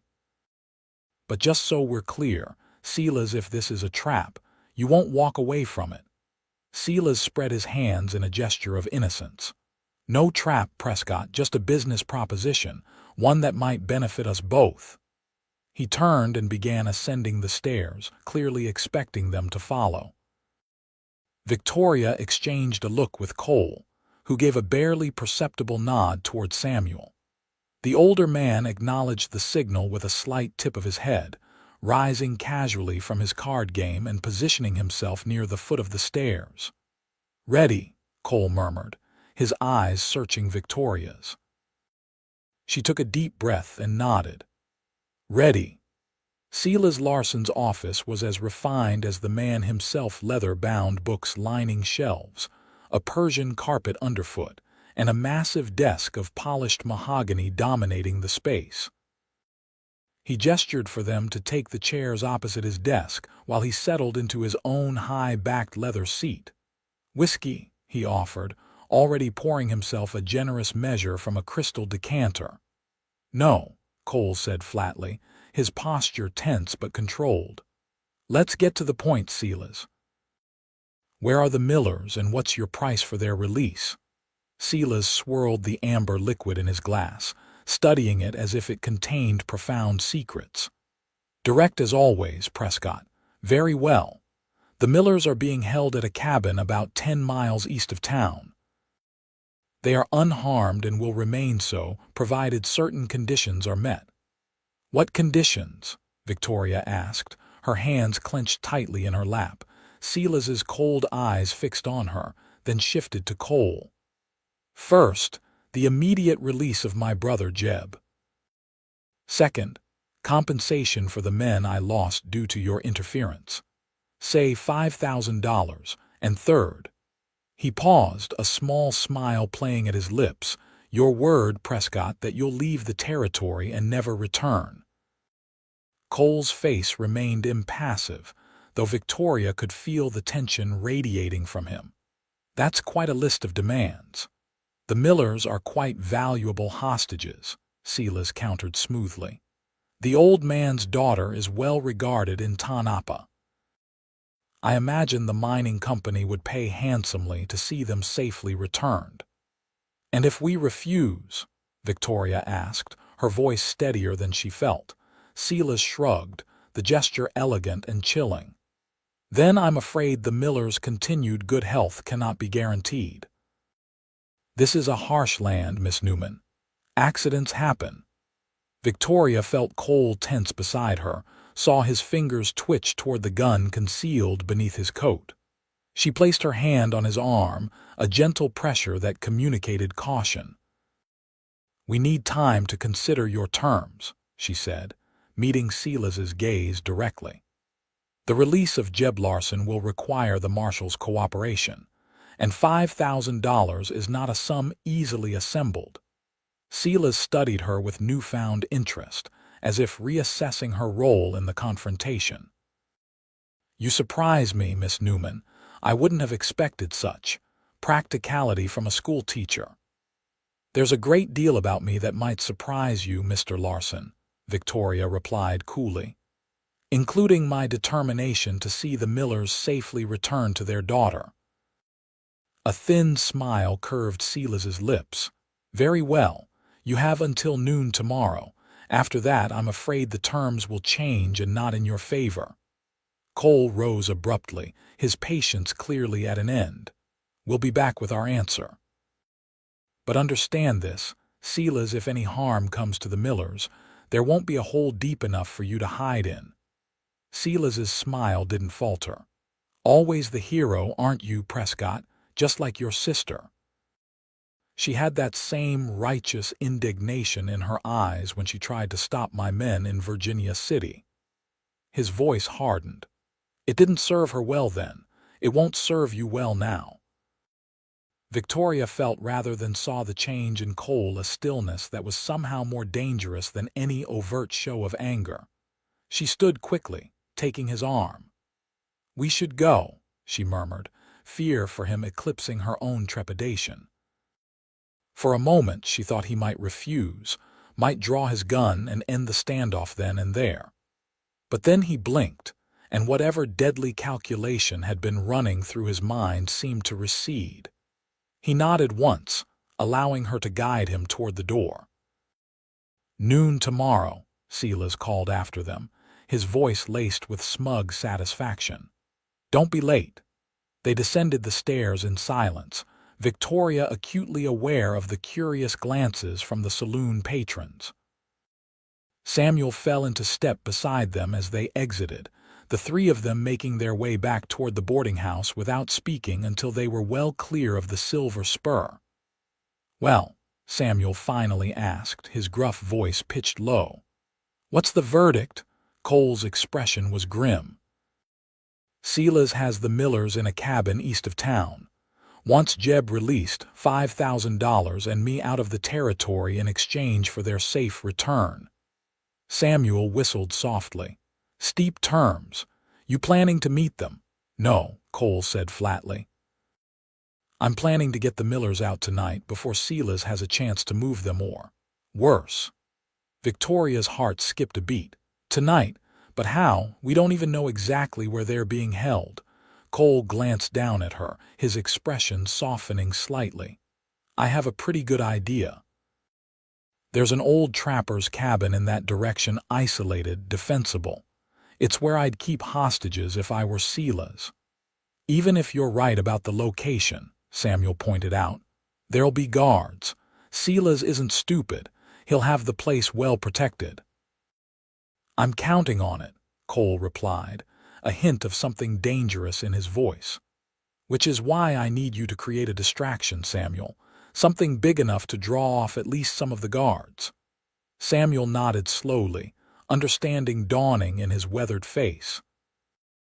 "And while they're busy with whatever havoc I'm wreaking, you slip in and get the Millers out. Not a bad plan, assuming it works." "It will work," Cole said with quiet confidence. He turned to Victoria, his expression grave. "This is where you stay behind. I mean it this time, Victoria. What Samuel and I are about to do is too dangerous." Victoria started to protest, but Cole placed a finger gently against her lips, silencing her. "Please. I need to know you're safe. If something happens to me, the Millers will still need someone to look after them. And I need someone to come back to." The simple admission, spoken so quietly that only she could hear, made Victoria's objections die in her throat. The vulnerability in Cole's eyes, the raw honesty of his words, touched her more deeply than any grand declaration could have. "All right," she conceded softly, "but you had better come back to me, Cole Prescott. Do you understand?" A smile touched his lips, warming his eyes. "Yes, madam, I understand perfectly."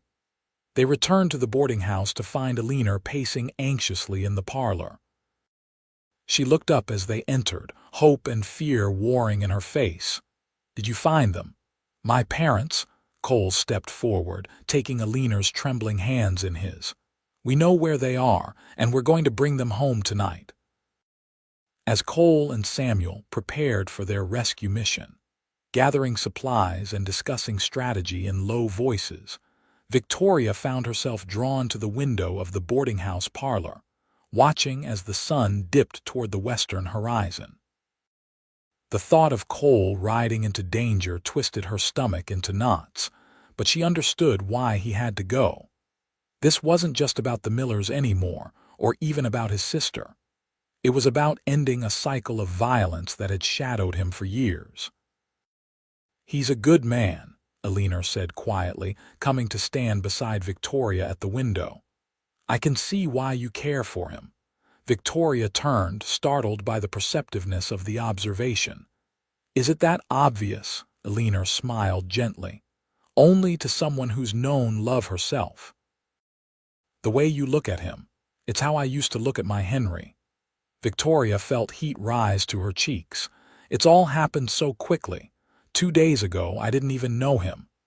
"Some connections don't need time," Alina replied, her voice tinged with the wisdom of experience. "My Henry proposed 3 days after we met. Said he knew the moment he laid eyes on me that I was the one he wanted to spend his life with." Her smile turned wistful. "We had 12 good years together before the mine took him. Not enough, but I wouldn't trade a single day of it." Victoria's heart ached for the other woman's loss, even as Alina's words resonated with her own feelings for Cole. Was it possible to know so quickly, so certainly, that someone was meant to be part of your life? The parlor door opened, and Cole entered, now dressed once more in his own clothes, his gun belt strapped securely around his waist.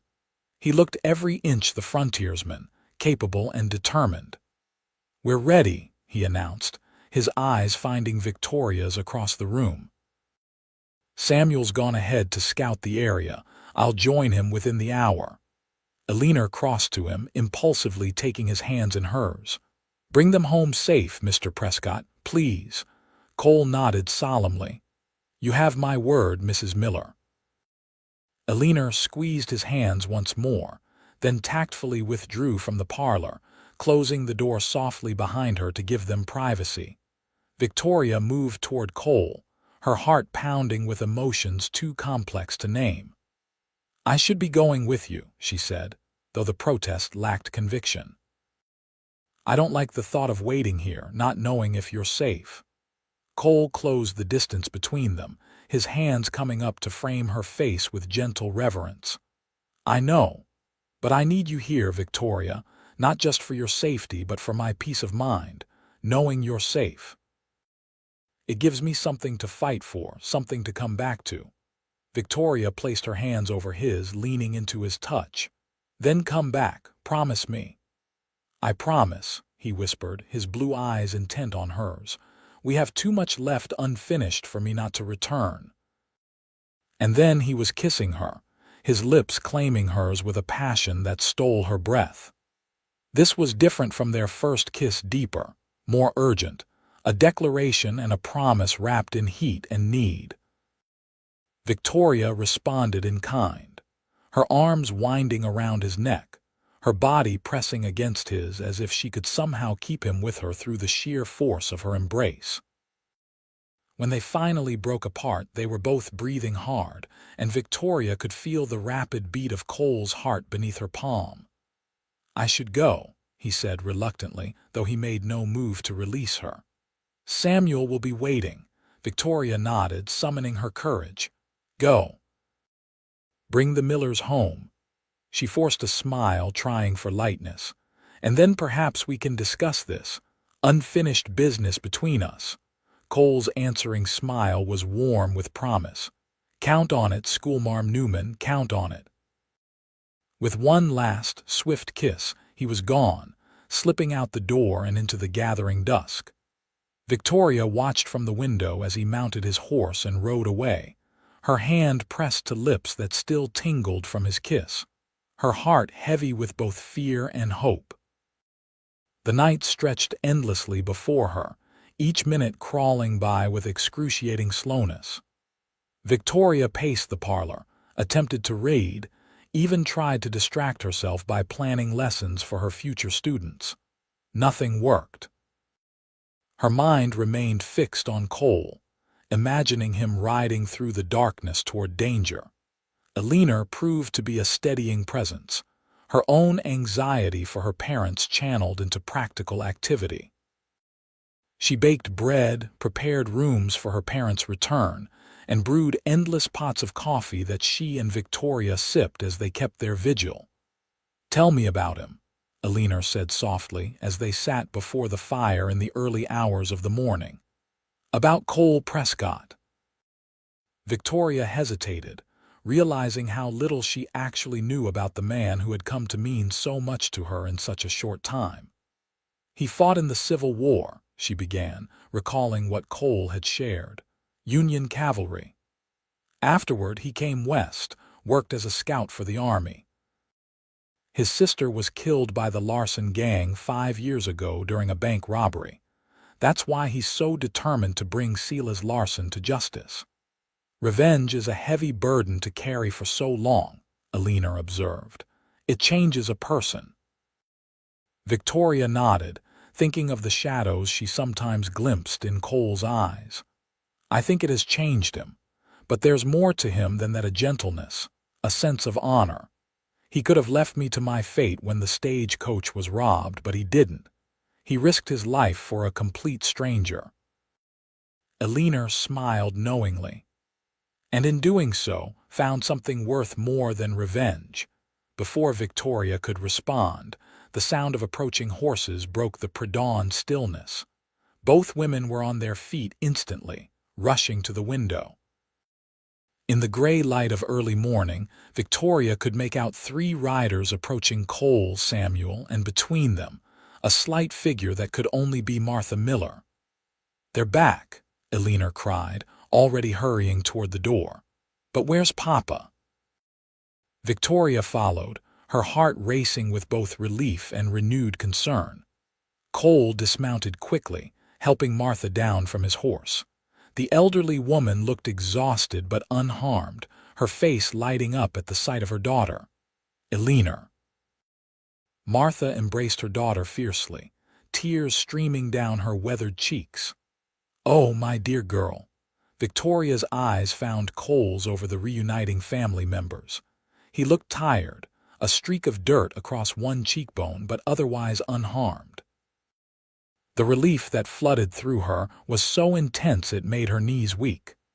"Where's Jacob?" she asked, noting the absence of the elderly man who had given her his pocket watch with such solemn purpose. Cole's expression grew grim. "Silas moved him." By the time we got there, they'd already taken him to another location. Martha was being held separately. Elena looked up from embracing her mother, fear returning to her eyes. "What does this mean? Is Papa?" "He's alive," Samuel assured her quickly. "The guard we questioned was quite clear on that point. Silas is keeping Jacob as insurance, making sure we still show up at noon with his demands met." Martha clutched her daughter's hand. "They treated us decently enough, but Jacob's health isn't strong. His heart, the strain of all this." Her voice broke. "We have to get him back quickly." Cole stepped forward, his expression resolute. "And we will, Mrs. Miller. I gave you my word, and I intend to keep it. Silas Larsson has played his hand, but he doesn't know we've already freed Martha. That gives us an advantage. What's your plan?" Victoria asked, moving to stand beside him, needing to be close. Cole glanced down at her, a softness entering his eyes despite the gravity of the situation. "Silas is expecting us at noon at the Silver Spur. He thinks he holds all the cards. We're going to show him how wrong he is." As Martha was settled into her room with Aliner's careful attention, Cole, Samuel, and Victoria gathered in the parlor to discuss their strategy. The sun had fully risen now, bringing with it the increasing bustle of Tanapa awakening to a new day. "Silas will be suspicious when we arrive without Jeb," Samuel pointed out, pouring himself a cup of the strong coffee Aliner had left for them. "Marshal Henley made it clear he's not releasing him, no matter what." "That's what I'm counting on," Cole replied, pacing the room with restless energy despite his obvious fatigue. "Silas already expects resistance on that point. He'll be prepared to negotiate." Victoria watched him, noting the intensity in his eyes, the way his mind was clearly working through contingencies. "And the $5,000. We certainly don't have that." Cole paused in his pacing, a grim smile touching his lips. "No, but Hargrove does, or rather the mining company does. I spoke with him last night before we left. He's agreed to provide the money on the condition that Silas Larsson is brought to justice and his gang dismantled." "Hargrove's a businessman," Samuel commented. "What does he care about justice?" "He cares about the stagecoach route staying open and his silver shipments moving safely," Cole corrected. "Silas has been cutting into his profits for too long. It's a practical alliance, not a moral one." Victoria considered this, turning the plan over in her mind. "So we meet Silas at noon, offer him the money but not Jeb, and then what? He still has Jacob and he'll know we're holding something back." Cole's expression turned resolute. "That's where you come in, Victoria. You're going to be our distraction." "Me?" Victoria straightened, both surprised and oddly pleased by this development. "What exactly did you have in mind?" As Cole outlined his plan, Victoria felt a mixture of trepidation and determination growing within her.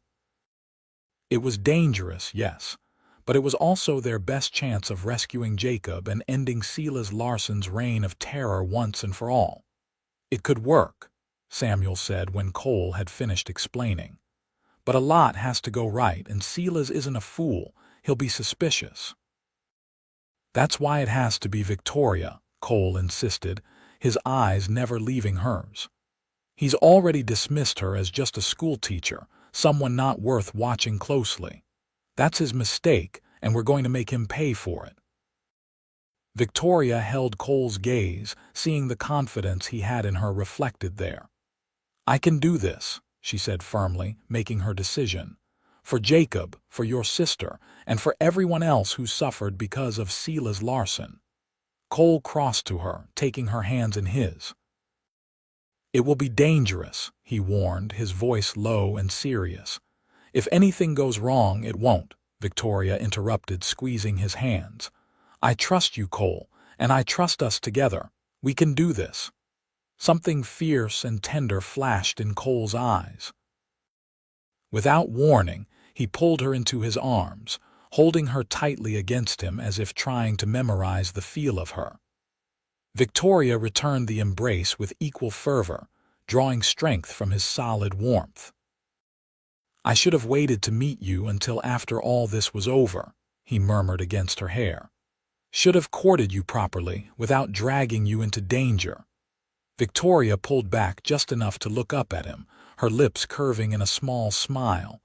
"And miss all this excitement?" "I think not, Mr. Prescott." Her smile faded, replaced by a more serious expression. "Besides, I believe some things happen exactly when and how they're meant to. The stagecoach robbery, you finding me. Perhaps it was all leading to this moment, this chance to make things right." Cole studied her face, wonder and something deeper shining in his eyes. "You are a remarkable woman, Victoria Newman." She rose on her toes, pressing a swift, sweet kiss to his lips. "And don't you forget it. Now let's finalize this plan. We have a rescue to execute."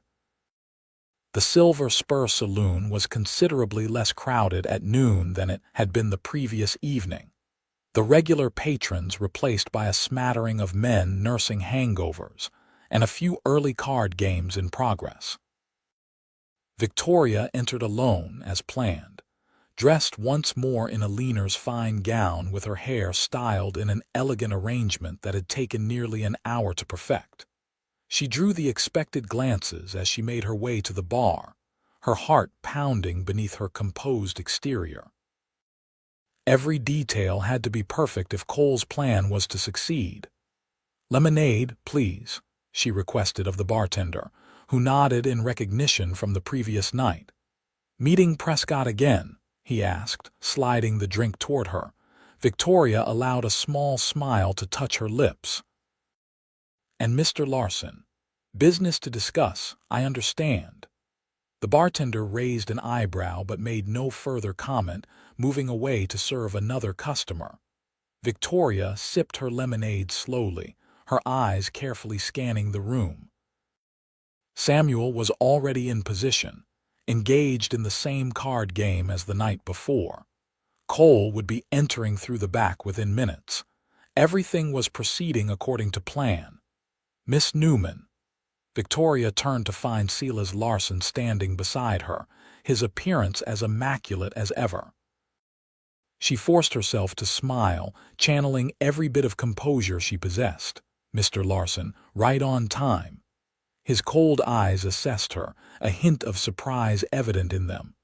"I didn't expect you to come alone. Where is your protector?" "Mr. Prescott will be joining us shortly," Victoria replied smoothly. "He's securing the funds you requested. $5,000 is a significant sum to transport safely." Silas's expression remained skeptical. "And my brother, has the marshal been persuaded to release him?"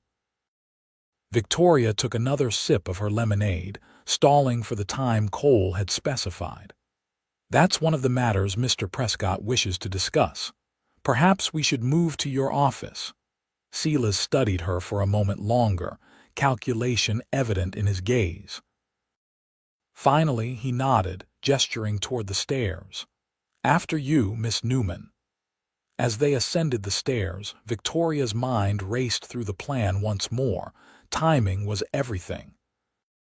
Cole would be entering Silas's office through the window that overlooked the back alley, using the distraction Samuel was about to provide. Her job was to keep Silas talking, to position him with his back to the window, and most importantly, to disarm him at the crucial moment. Silas's office was as she remembered it, opulent and meticulously arranged. He closed the door behind them, then moved to pour himself a drink from the crystal decanter.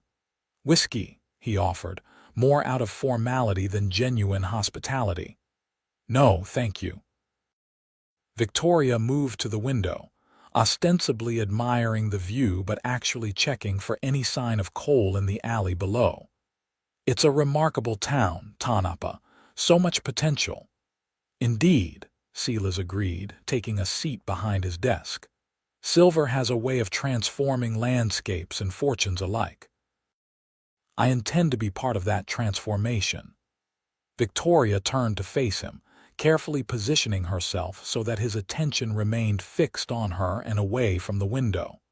"Through stagecoach robbery and extortion. That seems a limited vision, Mr. Larsson."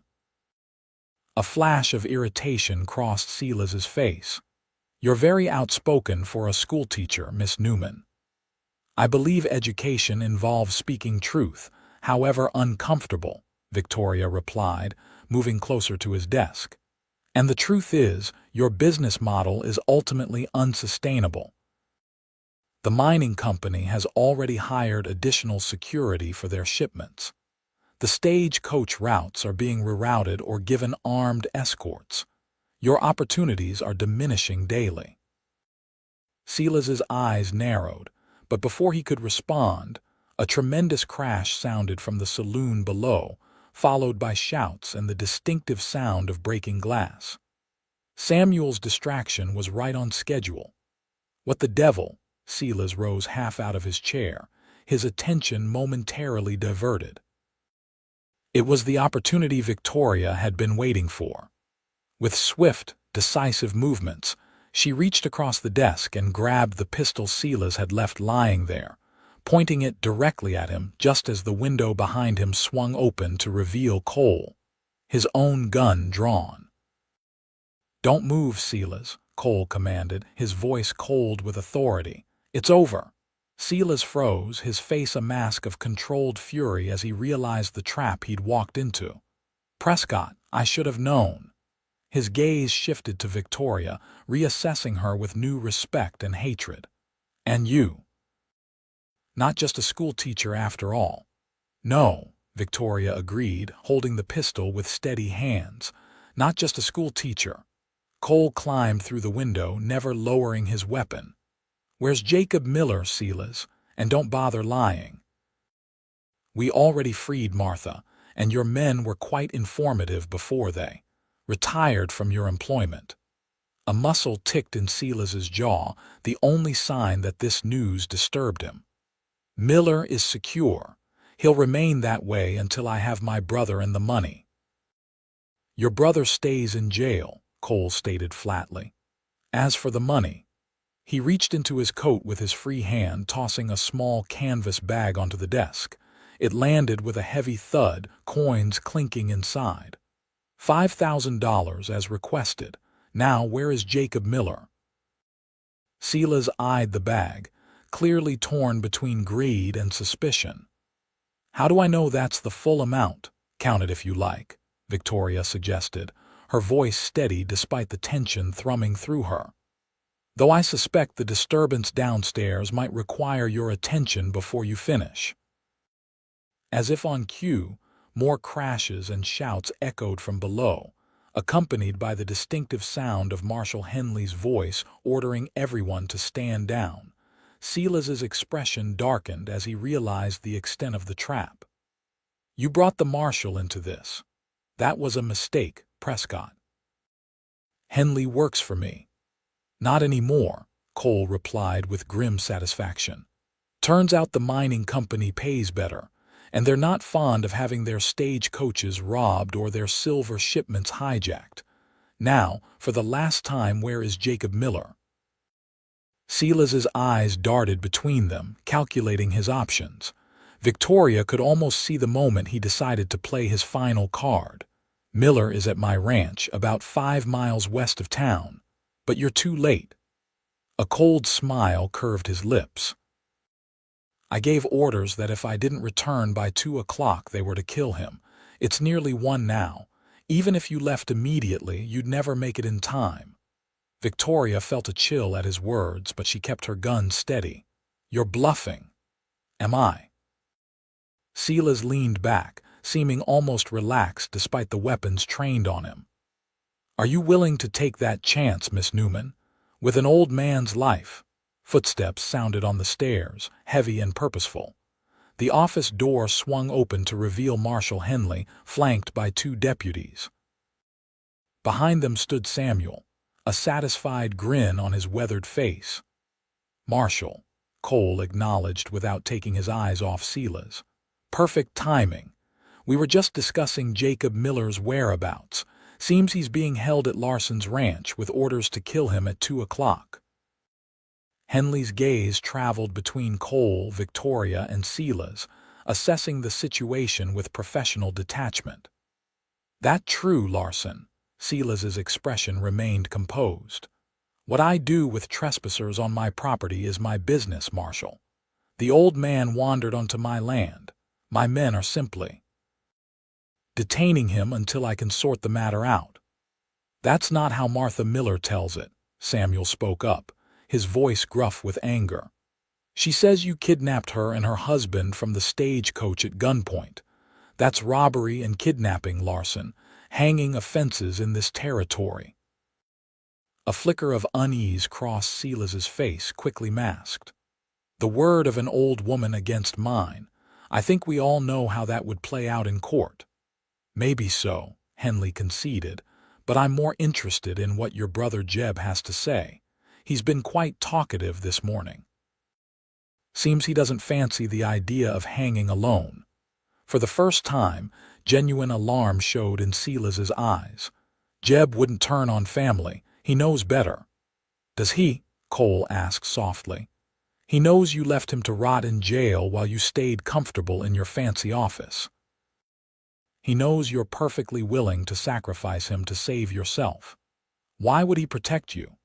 Silas's carefully constructed facade began to crack, desperation seeping through. This is absurd. You have no proof of anything. It's all hearsay and the word of criminals trying to save their own necks. We have enough, Henley stated firmly. Silas Larsson, you're under arrest for the robbery of the Tanapa stagecoach, the kidnapping of Jacob and Martha Miller, and he glanced at Cole.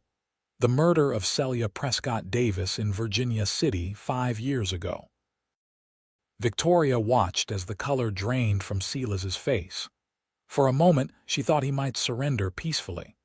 Then, with a speed that belied his refined appearance, he lunged toward the desk drawer.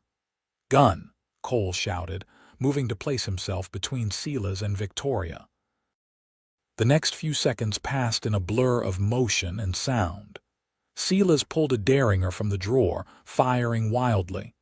Cole returned fire, his shot precise and devastating. Marshal Henley and his deputies drew their weapons, adding to the chaos. When the smoke cleared, Silas Larsson lay slumped across his desk, blood pooling beneath him. The derringer had fallen from his lifeless fingers, a final desperate gambit that had cost him everything. Victoria stood frozen, the pistol she'd taken from Silas still clutched in her trembling hands. Cole gently removed it, setting it aside before gathering her into his arms. It's over, he murmured against her hair. He can't hurt anyone else ever again. Victoria clung to him, the reality of what had just happened washing over her in waves. They had confronted a killer, risked their lives, and emerged victorious. But the cost? Jacob, she remembered suddenly, pulling back to look up at Cole with urgent eyes. We have to get to the ranch.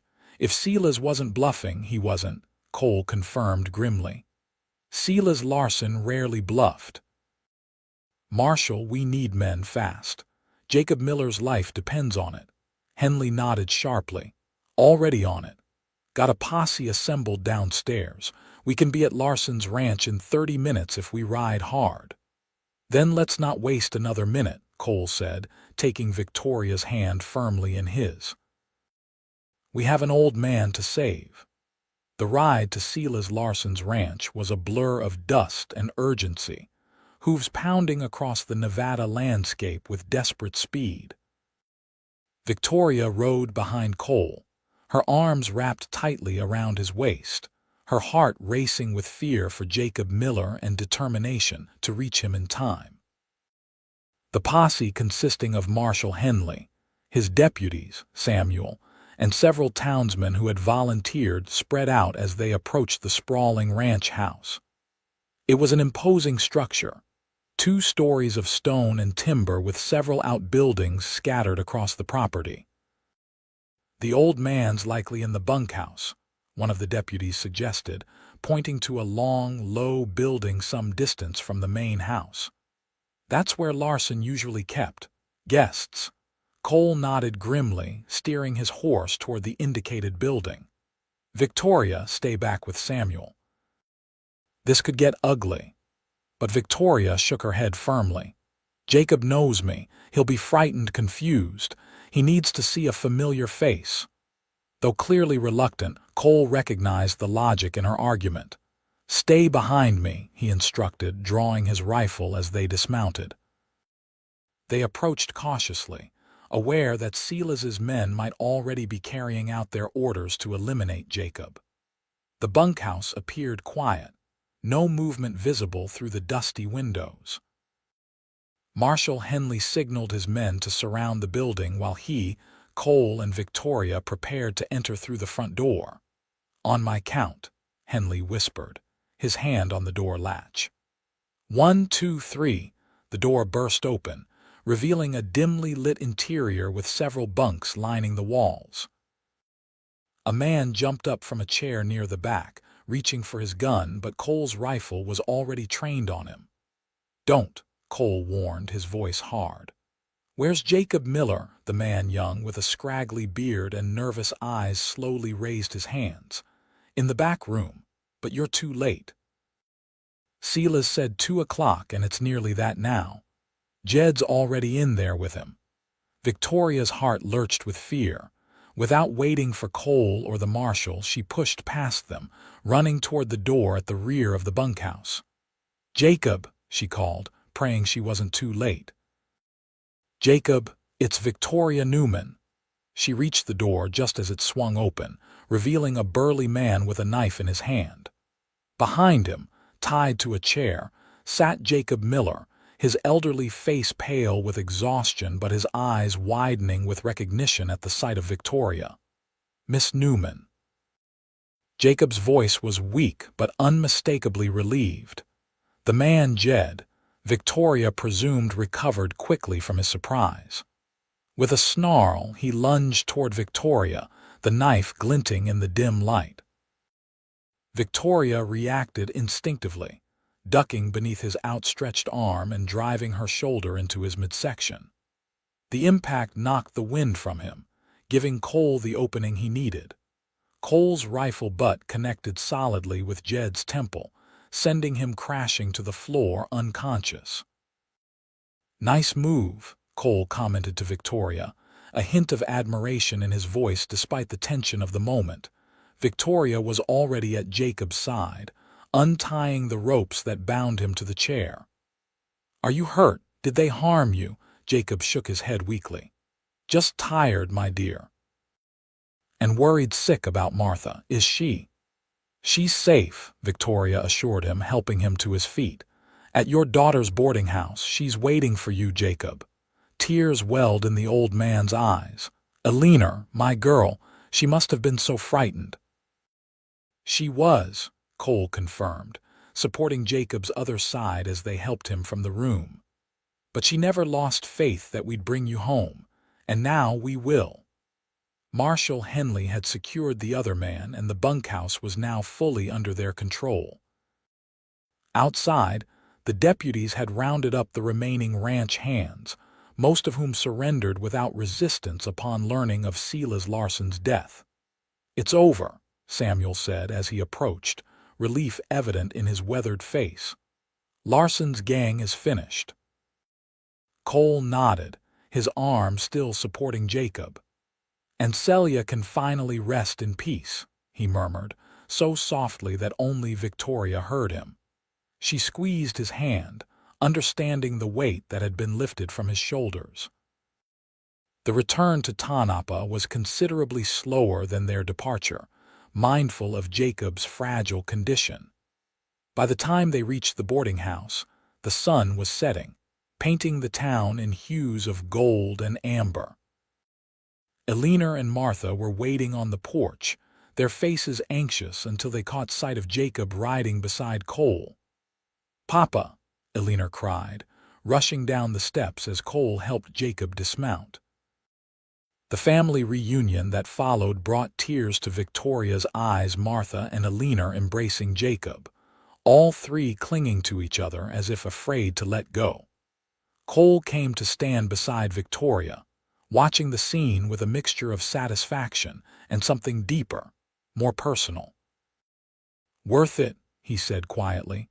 "All of it worth this moment." Victoria leaned against him, suddenly exhausted now that the danger had passed. "Yes," she agreed, "though I think I've had enough adventure for a while." A smile touched Cole's lips as he looked down at her. "Does that mean you'll be settling into the quiet life of a schoolteacher now? No more gun battles and heroic rescues?" Victoria laughed softly. "That depends, I suppose." "On what?" Cole asked, turning to face her fully, his eyes intent on hers. "On whether a certain cowboy plans to stay in Tanapa," she replied, her heart pounding as she took this leap of faith. "Or if he's still planning to ride away once his mission is complete." Cole's expression softened, his hands coming up to frame her face with infinite tenderness. "That cowboy," he said softly, "has been riding too long without a home. He's thinking it might be time to put down roots. If there's someone worth staying for. Victoria's breath caught in her throat, hope blooming in her chest. And is there someone worth staying for? There's a schoolteacher, Cole murmured, his thumbs gently caressing her cheeks.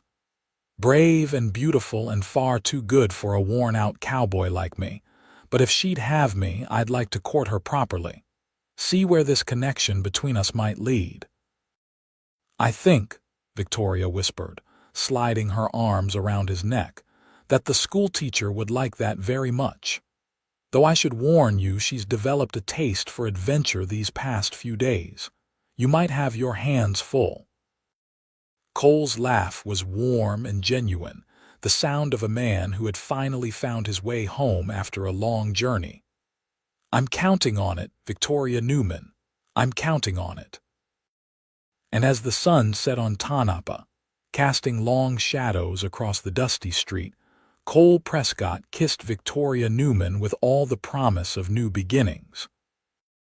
The stagecoach bandits had indeed left her in the dust, but in doing so, they had led her directly into the arms of the man she was meant to find. 2 years later, the schoolhouse bell rang out across Tanapa, signaling the end of another day of learning.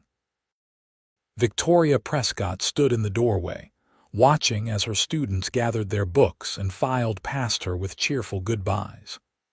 In the 2 years since she had arrived in this once rough mining town, much had changed both in Tanapa and in her own life. The town had grown, silver prosperity bringing new businesses, more families, and a sense of permanence that had been lacking before. The schoolhouse where she taught had expanded to accommodate the increasing number of children, and just last month, the town council had approved funds for a proper library to be built adjacent to the school. But the most significant changes had been personal. Victoria smiled as she caught sight of her husband approaching across the schoolyard, their 6-month-old son cradled in his arms. Cole Prescott had indeed stayed in Tanapa, trading his life of wandering for the stability of a home and family. He now served as the town's deputy marshal, his experience and steady nature earning him the respect of the community. "There's my 2 favorite men," Victoria called as they drew closer. She stepped down from the schoolhouse porch to meet them, lifting little Thomas from Cole's arms and pressing a kiss to his chubby cheek. The baby gurgled happily, his blue eyes so like his father's bright with recognition. "And here's mine," Cole replied, leaning in to steal a quick kiss from his wife. "How were the students today?" Victoria shifted Thomas to her hip, smiling as she recalled the day's lessons. "Full of questions, as usual." "Billy Hargrove has decided he wants to be a geologist after the rock samples you brought in last week. And little Emma Miller recited her multiplication tables perfectly. Alina will be so proud." At the mention of Alina Miller, Cole's expression warmed. "Speaking of the Millers, I saw Jacob at the assay office today. Says he's feeling stronger than he has in years." Victoria nodded, pleased by this news. The elderly couple had recovered remarkably well from their ordeal with the Larsson gang. Jacob's heart trouble had stabilized under the town doctor's care, and he and Martha had become fixtures in Tanapa's social circles, with Jacob even serving on the town council despite his advanced age. "Martha invited us for Sunday dinner," she told Cole as they began walking toward home, a cozy house not far from the school that they had purchased last year.